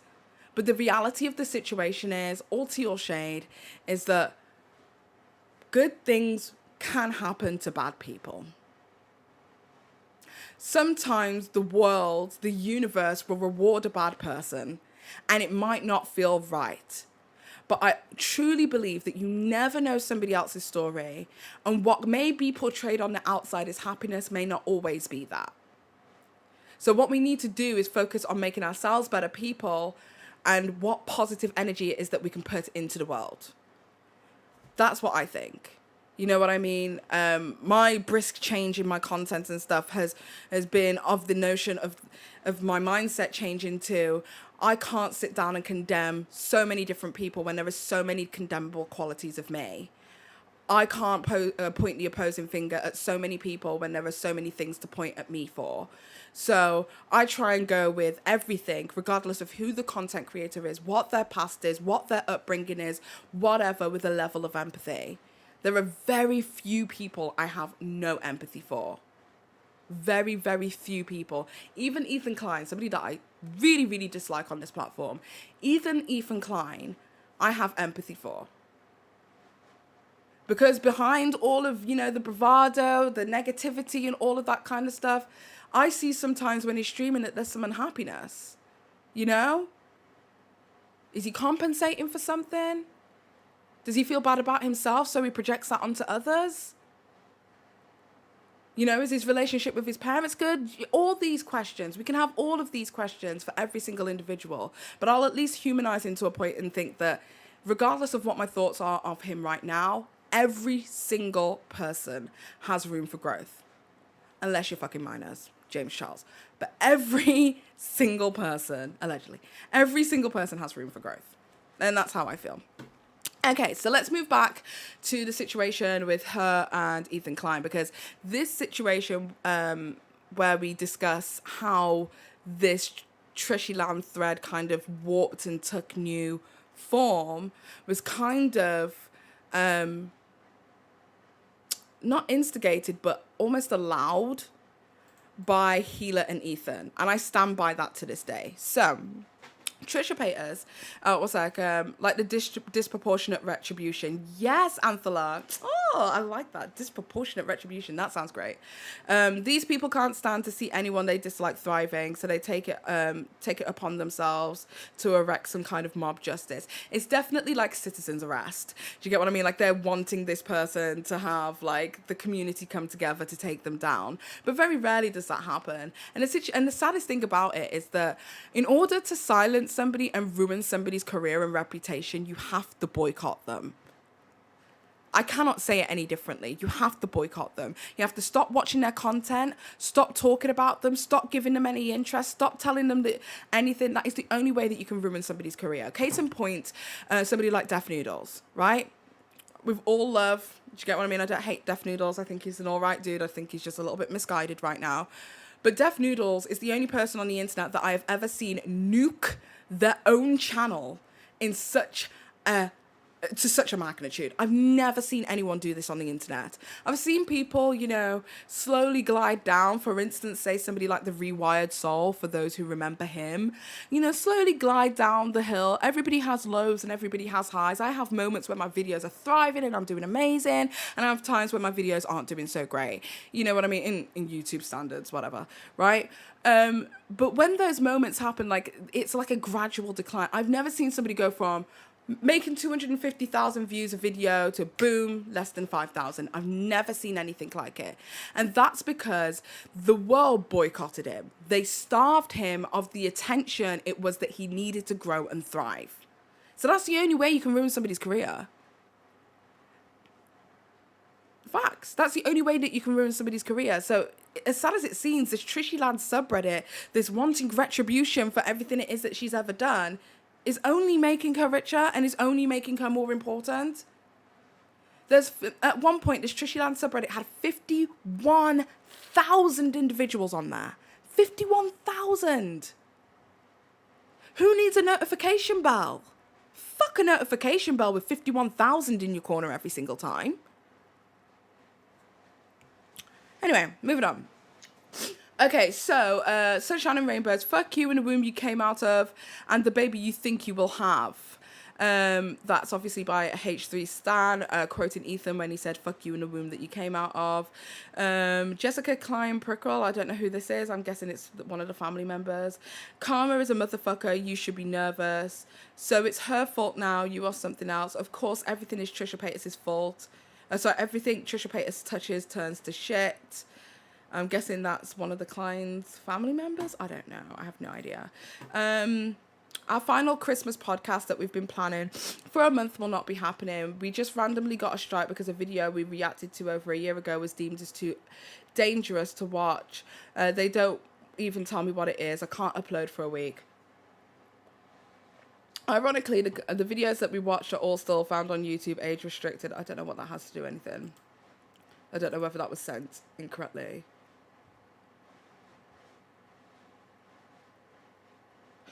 YouTube denied the appeal, can't upload for a week. That's the way it goes when you dedicate your life to YouTube, have 10 full-time employees, owe rent on your studio, and have thousands of paying members. You get banned for an old vid that nobody cares about until trolls mass reported it. I guess he's trying to insinuate that, like, Trisha's fans did that? I don't know. Anyway, then he posted this photo that was made by somebody. He goes, I'm only sharing this to honor the great Meat Canyon who drew this. He's a very talented cartoon artist. We all know what he was trying to do. Very petty. What's this one? Oh, that was the Karma is a motherfucker. I'm guessing that's one of the Klein's family members. It's Ethan's sisters, right? Oh, sorry, I've got a cold and I think this aircon's making me like, ugh. I don't make TikToks anymore. The one I posted tonight was me reacting to a compilation of Trisha making fun of my Tourette's, and they striked it for hate speech. Against who? Myself. But the original video is still up. 3 out of 4 of my last videos are removed. I love TikTok. So bearing in mind, he's not speaking to Trisha Paytas at this point. At this point, Trisha Paytas has said that she's no longer going to be making content or saying anything about him, and he's still making reaction videos towards Trisha.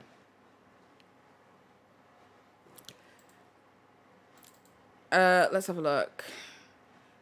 At least I'm guessing that's going to be our word dresses the part, and I'm guessing that's the person who accused Moses of stealthing. And if you don't know what stealthing is, because that was news to me as well, if you don't know what stealthing is, that's when somebody has consensual sex with another person, but the other person hasn't consented to doing it without protection. So either they take it off midway or they don't put the protection that they said that they were going to put on. That is still a form of sexual assault. So I'm guessing that this is one of the girls who came forward to speak their story. I have nothing like negative or positive to say. That's her story. I'm not going to sit there and deny it. Okay, so what we got here? Donna Klein, his mum, says, "You are correct, Trisha. People can not call you a rat. Rats have empathy." So I guess she was being snarky. Ethan says it's not his fans, it's mine. I have a screenshot. I have to screenshot the start of every hate campaign from the H3 subreddit. It's so nasty, so vile. Keemstar posted, H3 fans are planning to go after Trisha Paytas' sponsors. So, I mean, yeah, people have been doing that to Trisha for a while, so whatever. Okay, so Ethan threatened to show all my text messages, so then I'll show them myself. I'm proud of Paige. Thank you so much. He's still obsessed with Trisha. I've not seen him do anything recently. I'll give him that. I will give Ethan Klein that. I don't believe I've seen him do or say anything in regards to Trisha Paytas at all recently. Moses did essay 2 women. I'm not about to sit there and deny their stories. It is what it is. That's Moses' story and that's their story, and I'm not going to sit there and discredit them. The same way that I hoped that people wouldn't discredit Trisha Paytas' own story. I'm not going to sit there and discredit them, regardless of the lack of information out there. It doesn't mean that it's not true. That's their personal story. Okay, so this is from Trisha's perspective. So this is Trisha on WhatsApp saying, "I'm begging and pleasuring for the first... Pleasuring? Is that what she said? I think she means pleading." Fuck me. "I'm begging and pleading for the last time to never mention me in passing again. Moses is now being falsely accused of R word. I was molested as a child. My family had no idea, and now they are getting harassed because you guys are allowing the subreddit to post his name. I'm happy with frenemies. I'm happy the frenemies was taken down. I was told inaccurate information as I often misspoke on situations I just believed without researching. I had reported this molestation as a teenager. There are reports of it. Every single time that you guys make jabs at me, the hate riles up. They have doxed Moses' ex-wives. They are tweeting Moralee's... Moralee's? Who's that? Dance company. That he is a R-word. All of this stemming from the H3 subreddit and your continued mocking of me. I've ceased talking about you. I will never get the rest of my life. I will never, I think she means in the rest of my life, mention your name, and I will ignore every question. This is too much." Okay, let's move on to the next one. This girl has a lawyer to sue Moses of R-wording her. Even having to go to court will jeopardize his status in this country. Do you not see what is happening? I know you check the subreddit. I know you have control of these things. When you don't talk about me, this stuff dies down. I'm pleading with everything I have. What do you want to stop this? I will pay you every cent that I earned from frenemies back to end this. I will put whatever statement you want me to make. I just need this to stop. This is not funny at all. This is very serious." And then I guess this is a tweet from somebody saying, "This artist Moses Hackman has been accused of rape. Please remove him." So I guess that's proof of them attacking. And then she's showing a H3 subreddit once again, we have to also remember that whilst TRISHYLAND is the primary focus, a lot of TRISHYLAND members came from the H3 subreddit, right? So then they have been inundated with H3 fans. A lot of them are Ethan Klein fans. A lot of them are Healer fans. And they frequently dote on these individuals. You can see it throughout the threads. Because a lot of people like to make the argument that, oh, they're not H3 stans. No, they are. And many of them are. At least the vast majority are. Send emails and tweets to Trisha's sponsors. And then there we go. The cops went to my mom's house questioning her about my stepdad molesting me 20 years ago. God damn. Then there's this. So she goes, I knew a kid just like this in elementary school who saw a lot of inappropriate stuff at home. To me, this just confirms that Trisha is garbage. Pale mother created an absolute mess of a person. What we got here? You need to make a statement on the Mr. Riney stuff. You do not get to tell me what I need to talk about. I've talked with his family. They were unaware of the report as I made it as a child. They want it to go away. You do not get to tell me how I handle my sexual assault. Ethan Klein. This, FYI, is not a private chat, so don't assume that you have rights of privacy. I will share these screenshots if necessary. Wow. I am just pleading for you to stop, please. I'm pleading, this is not funny. This is actual distress. Please, I am begging you to just stop talking about me. Please, I tried calling you, Ethan. Please. Anything you want to say to me in writing. I'm pleading for you to stop. Why can't you? Okay, then no need for the phone. Why can't you just leave me alone? Please. Everyone you talk about more than this comes up, I guess, is what that was saying. I don't know.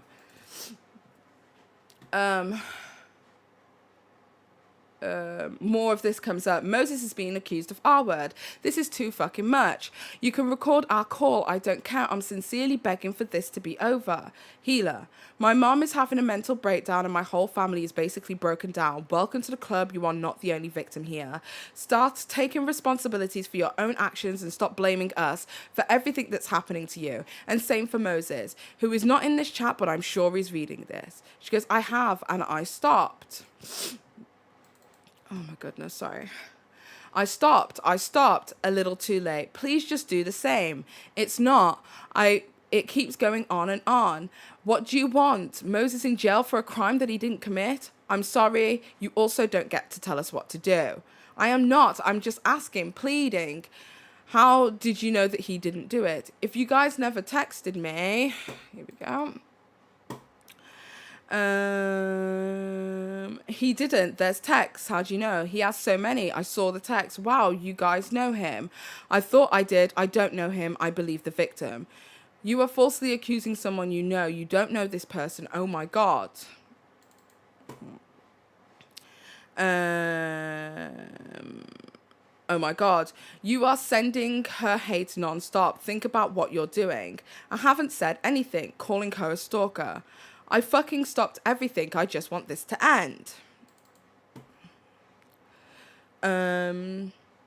I am pleading. Like I'm not telling you what to do. I am asking like fucking please, Ethan. And you do what you do and you would do if you actually cared about victims. You're a hypocrite and shame on you. Shame on you both. I am trembling with anger and disgust, shame and sadness. What? People lie. People do. This is not a random case. This is someone you know.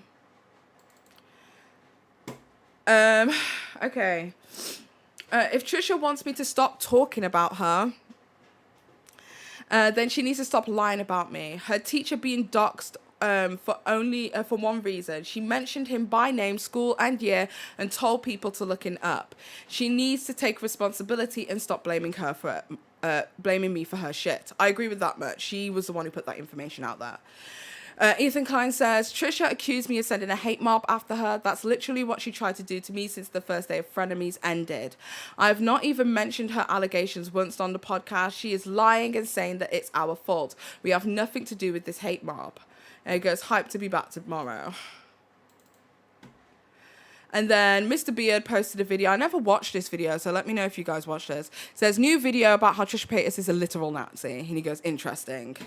So, At this point, after this moment where Trisha aired all of these screenshots between her and the people who were at the Frenemies podcast and the back and forth between herself, Hila Klein, and Ethan Klein, Trisha Paytas made a final video crying in, I guess, what was like her dressing room or something.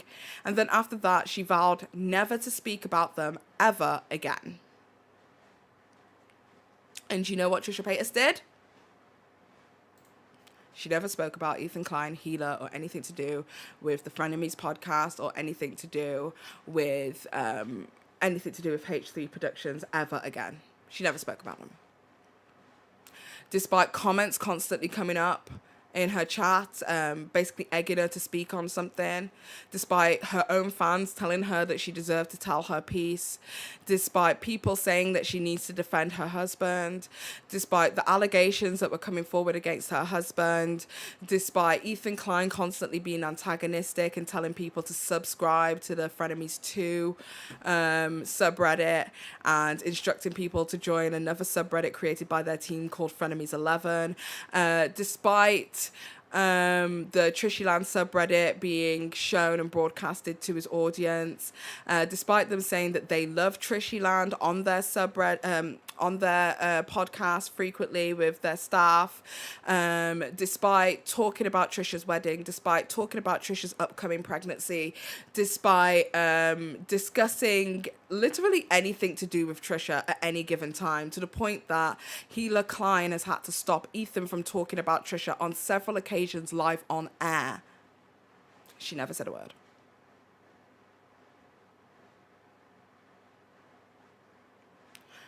So then my question is,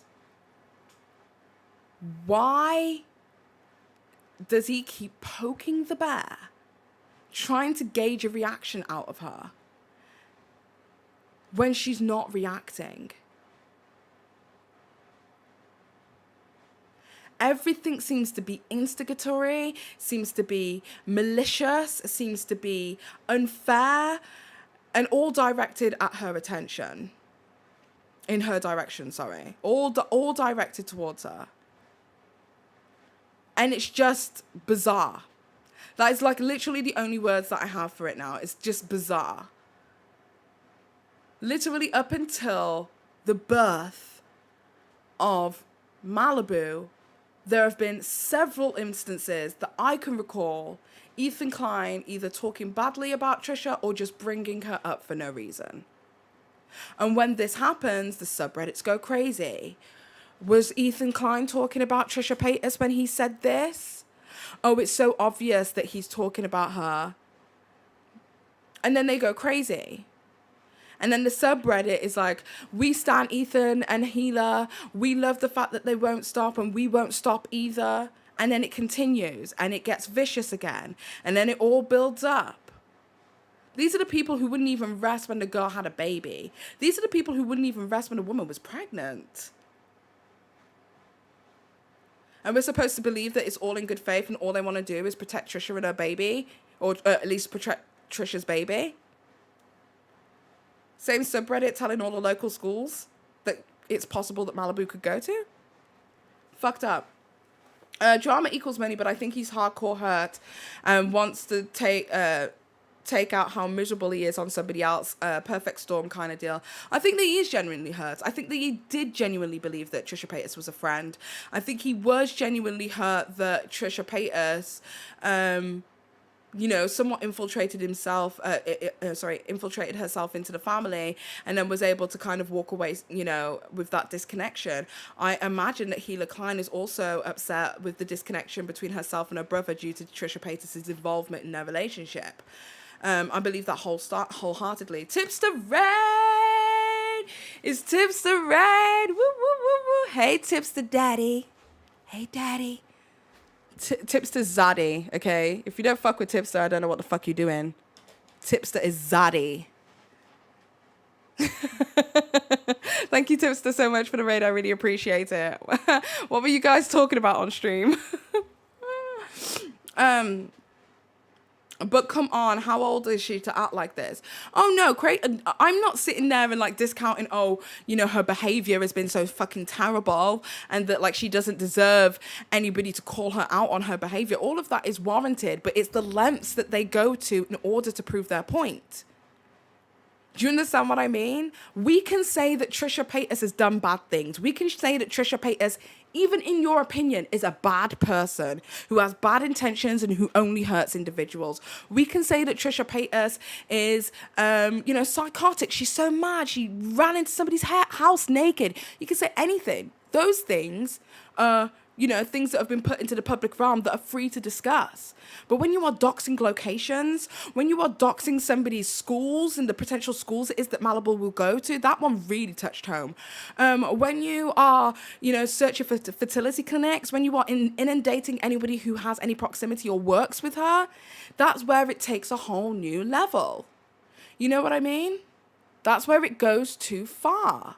I mean, fuck me. We had this whole situation with anti-Semitic ass fucking Kanye recently, yeah, where he was talking about his children and saying his children go to this school and he wants them to go to Donda Academy. And then people were upset with him for doxing his own children's school location. And because of that, Kim Kardashian had to get heightened security that she's now having to pay for to be at that school's location in order to create a level of normalcy for the child.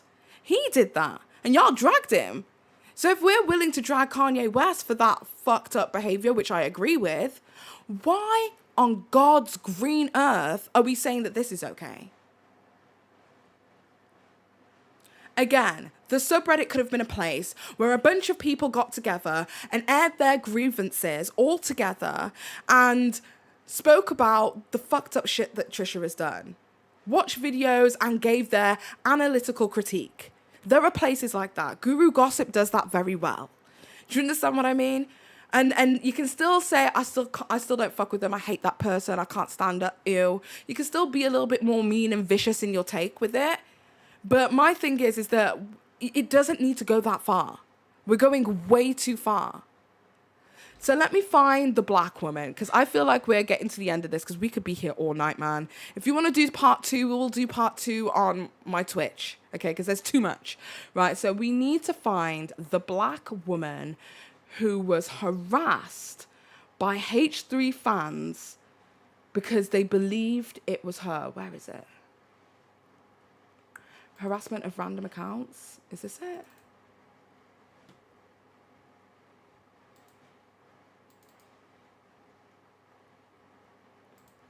Oh my God. Yeah, so this is the hate. God damn it.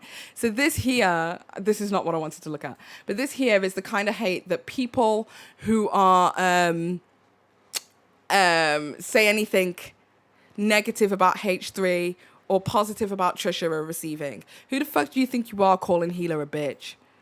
By some random account. Another one. Hey, Trash, good to see you're still pathetic. Mr. Riney was innocent, and Trash will lose everything that she has hoarded, trolling vulnerable communities on the internet. Get ready for it. Oh, and remember sending me those emergency alerts via Reddit? Bet you learn triggering people into suicidal ideation from your suicidal basing idol. Like, go outside, touch grass. Is it ever that deep? Y'all are sick. Trisha Paytas has been trying to have a baby for 8 years. 8 years, and all you are doing is tearing her down and telling her how bad of a mother she's going to be. I believe that she's trying to change, and I believe that it is possible for her to change. She wants a child so badly. All of you are just wishing bad things upon her pregnancy. Go to hell. Okay, let's see what was said in the comment section. Yes, getting paid for attacking a woman who's finally able to have her rainbow baby. So courageous of you, bestie. Oh my God, Bella Thorne, I love you in Twilight. What the hell? Yes, I don't support her actions, but saying negative things about anyone's pregnancy is absolutely vile, especially when she has fertility issues. So, like, people just literally get dragged for absolutely no reason. So, that wasn't the one that I wanted to look at. I wanted to find the black woman who was literally doxed and dragged because people thought that she was Trisha Paytas and it was a black woman, and that one honestly made me laugh so much. That was literally my favorite one. Let me see if it's in the doc. Bear with me. Let me see if I can find it. Here we go.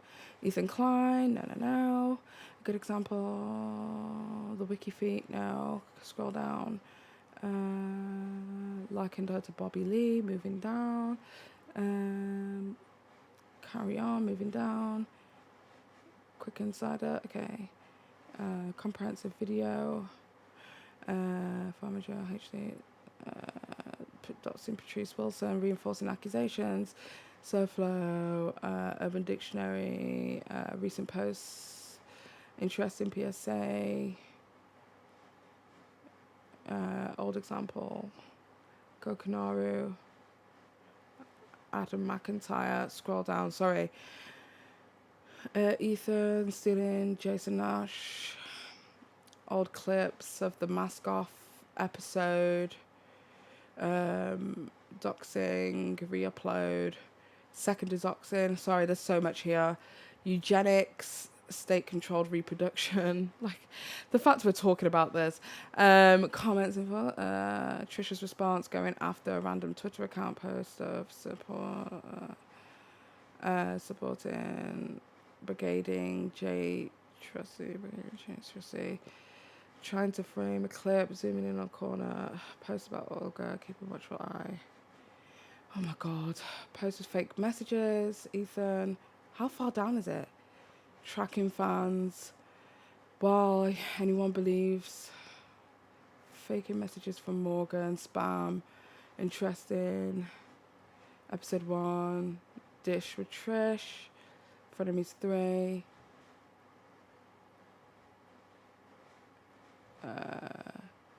Moses, Guru Gossiper. Spill tea. Post showing. Oh my God, how many is there? Where is the one with the black girl? Because that was the one that, like, literally fucking made me laugh. Post showing on, like, frenemies.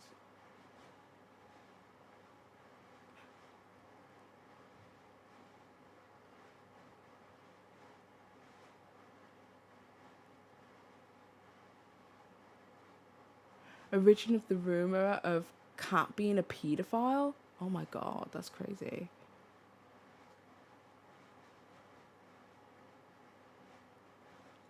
Oh my God, I'm trying to find this.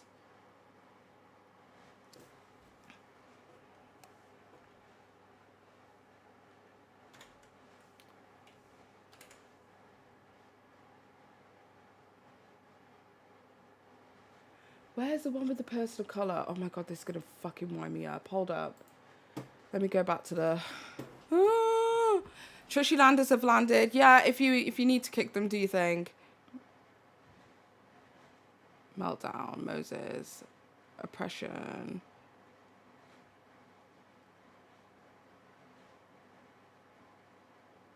Thinking a black girl is Trisha. Here we go. I found it. Okay, here we go, guys. This one was something. Okay, so let's go through them. A giant toddler, she's 3 times bigger now, lol. 2-ton toddler making a fool of herself as always. The girl being accused of being Trisha Paytas, reading all these comments about her body. So they're like literally body shaming this girl. So this, just to show you, this is the girl that they thought was Trisha Paytas in blackface. I'm just going to let y'all simmer with this. And they just attacked this girl on TikTok.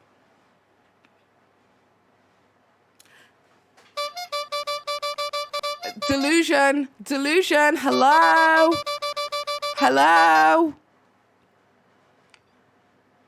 Brianna Simone, some TikToker. That is who they thought was Trisha Paytas, and they dragged her in the comments. So this is what I mean. It's not just Trisha Paytas, it's anybody in proximity to Trisha Paytas. Mental illness. This is fucking mental illness. What is wrong with you? I've just never seen anything like it. Let's move on to this one. What was this one saying? Her body looks very solid, like she's always thumping the ground, like she tries to move and dance with no rhythm at all. I'd hate to be around her when she's in a mood. So this is people talking about the body and the figure of this woman and saying she looks just like Trisha. Her body proportions are so strange. I've never seen an adult like this. Same genetics, a lot of botched plastic surgery, literally an adult-sized toddler. Here we go. This is definitely her. Her cankles are very distinctive, and her proportions are generally self-inflicted, that is, distorted. I'm actually shaking right now. Shut up, bitch. Okay, similar, plus just so shamelessly being out there. You can't blame us. I take back anything nasty I said to her if I did, but I don't know her, but she hasn't proved to me that she's a bad person before ridicule. Should have known there was too much energy for Trish. So I guess that person's walking back what they're saying. I don't know. Fucking weird. Imagine. We've looked at that one. What's this one? Move on. Watch the actual fuck. Guys. No offense, but y'all are dumbasses to jump trash Trisha on any post that mentions her name. Gives the sub a bad look. This is so clearly not her. This is a fucking guru. This isn't fucking guru gossip to be bitches just for fun. This is supposed to be where people immediately find out horrible things that she's done. Y'all just love feeding H3 shit, which is Frenemies 3. What have we got here? Okay, I'm going to get on the soapbox. This is why I can't support the body shaming in the sub. See, here we go. People talking about the body shaming. When people make fun of their body, they're making fun of anyone and everyone who has a similar body type. They don't deserve to be ridiculed. And you can't explain it away by saying, this only applies to T because she's awful. Nah, y'all were shitting all over this girl, saying that she had the body proportions of a toddler because she looked like T. Everyone who said that she looked fat and disgusting, I hope y'all take this as a learning experience. Criticize T's reckless eating, abusive behavior, and all of her other shitty actions, but shaming her body only hurts others. So somebody in the chat is like obviously seeing a fucking light. Where's a drunk driver when you need one? Like, ugh, gross. There we go. Caught in the wild. When you see what worthless cretinous existence, that describes her life so perfectly, every single thing about it. What the fuck? Is that really her? Was this a current or old? Where is Moses? Wouldn't she wouldn't be out in the dark alone. Someone always has to go out with her. Remember? Her body proportions are so strange. I've never seen an adult like this. Okay, we've read this one. Comment still applies. With a full diaper, gaining weight after lipo will do that. That's 90% because of lipo. Seriously, based on her arms and her midsection, should be like triple the size she is, but she keeps getting lipo and making herself look even more strange. This is some random girl on the internet. This is actually so sad. How is she not embarrassed at all to be this way in public? It's like her brain missing the humility chip. I was stoned AF watching this video. I had no idea my Spotify was playing music on my phone, blah, blah, blah, whatever. What we got here? Sure seems like it her, but the legs don't look as thick as they currently are. Is this old? Why would anyone film a TikTok with a stand in the wild at night on a busy street, no less? I would be too embarrassed to do anything like this in public. Why is she alone? So many questions. Drugs? Who knows? I feel like that's the answer to most questions about her, though. This is Trisha, who claims to be afraid of going anywhere on her own at night. This is a whole ass show and a skirt doesn't cover her ass.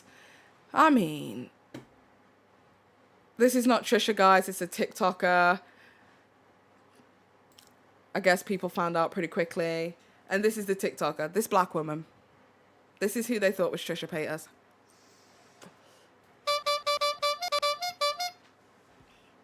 Go back to the fucking circus, you idiot. This girl, does this look like Trisha to you? Does that look like Trisha to you? No. Is that Trisha? No. So I think I'm gonna leave it there just to show how freaking crazy they are. This is the video from influencers in the wild. This is the video right here that they saw and instantaneously thought it was Trisha Paytas and did not care to do an ounce of any more research. So I think I'm going to end it there. I feel like I've said and done everything it is that I need to do. to prove to you that regardless of TRISHYLAND being taken down for copyright infringement, that this website, that this Twitter thread, not Twitter thread, what do you call it, Reddit thread, subreddit, never needs to see the light of day. And what I enjoy the most about this situation is whilst TRISHYLAND can create a new page called Trishy Wifeys, that the fundamental thing is that when that thread got inundated with H3 stands is when it took over. And I truly don't believe that there will ever be a chance of this thread or this subreddit ever being able to gain the same amount of momentum as they did before. Because those who wanted to stick around for the information but wanted to filter out the body shaming, the nastiness, the meanness, the talking about the kids, the doxing, but still wanted that information on Trisha, probably just stuck around. But the reality is that most of them probably won't come back. The momentum's lost. So y'all can get your couple thousand followers together and y'all can talk shit and go on your little Discord and all that kind of stuff. But the momentum is lost. And y'all did it to yourselves. Because instead of just creating a subreddit where you talked y'all's shit and gave honest critique and weren't mean, body shaming, horrible nastiness, y'all decided to move mad. You decided to go and post full videos of people's content, not just Trisha's, because I have reported it too. When y'all decided to take my content and split it up into several different parts so y'all didn't have to click on my video, right? I did it too. And if I'm only one content creator outside of Trisha who has made copyright complaints, I'm sure there are numerous others. And you did it to yourselves because you decided to move mad. Y'all got real fucking cocky with it. Made your whole personality 51,000 wifey strong. And now it's over. So I have nothing but good things to say. Hope Trisha Paytas can feel some kind of closure and relief from that. I hope that this is the end of this era because I feel like it needs to be done. And to be honest, I've pretty much enjoyed today's drama. Because it's been really fucking boring here on YouTube, I'm going to be honest. I've been bored out of my brain. But you guys will be getting a video this weekend. And until next time, you beautiful amazing. In fact, let me just double check all of the donations and stuff like that, just in case there's nothing else. Okay, we got some more. We got Grand Milf, who gave $2. Thank you so much. Saucy, Sad Bones, thank you so much for becoming a member. And I think that's it. Is there anything on Twitch before I disappear? Scroll up. Nine Sanderson, thank you so much for resubscribing. I really appreciate it. Roxit Love, thank you so much for gifting a 1-tier sub to August, welcome to the family. You seem like our kind of people. Definitely go and check out the Discord. If our moderators can put !Discord in the chat if you want to be a part of the family. We stream 2 nights a week on Twitch, and I hope to be able to start bringing like a Friday night or a Saturday night stream once a week over here as well. If you guys are interested in something like that, definitely leave a comment in the comment section down below after the stream is finished. And I hope you guys have an amazing day or evening, whatever the hell it is you're doing. Until next time. The circus is now motherfucking over, bitch. Good night. Bye. Yeah.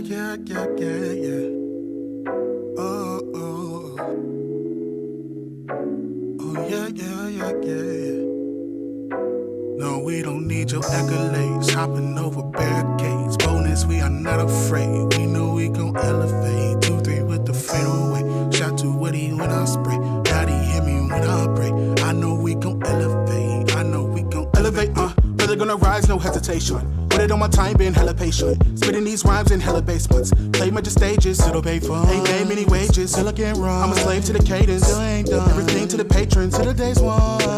But I'm not finished, I know I got some critics. I know they're really cynics, but God, I got no limits. I want a house of Venice, even if I don't get it. Then I pray these lyrics, elevate your spirit. And if I don't live it, after years and minutes of avoiding gimmicks, I'm pouring out my heart. That I know my rhythms didn't reach the millions, but I praise my Lord that I could be a part. I ain't did this for no trophies, I ain't did this for no list. I did it for the kid who's contemplating taking place to rest in. Man, I pray that you resist. Oh, you were made for more than this. You can make it through the storm, just turn to him and don't you quit. Boy, I'm all in. Check my my wrist, you see the kid be saucing, no coffin. No, we don't die, we multiplying often. My God sends more of us, that power lasts like Austin, not lost in them accolades. My focus on the cross. We don't need your accolades, hopping over barricades. Known as we are not afraid. We know we gon' elevate. 2-3 with the fadeaway. Shot too witty when I spray. God, he hear me when I pray. I know we gon' elevate. We don't need your accolades, hopping over barricades. Known as we are not afraid. We know we gon' elevate. 2-3 with the fadeaway. Shot too witty when I spray. God, he hear me when I pray. I know we gon' elevate, elevate, elevate. Lately I've been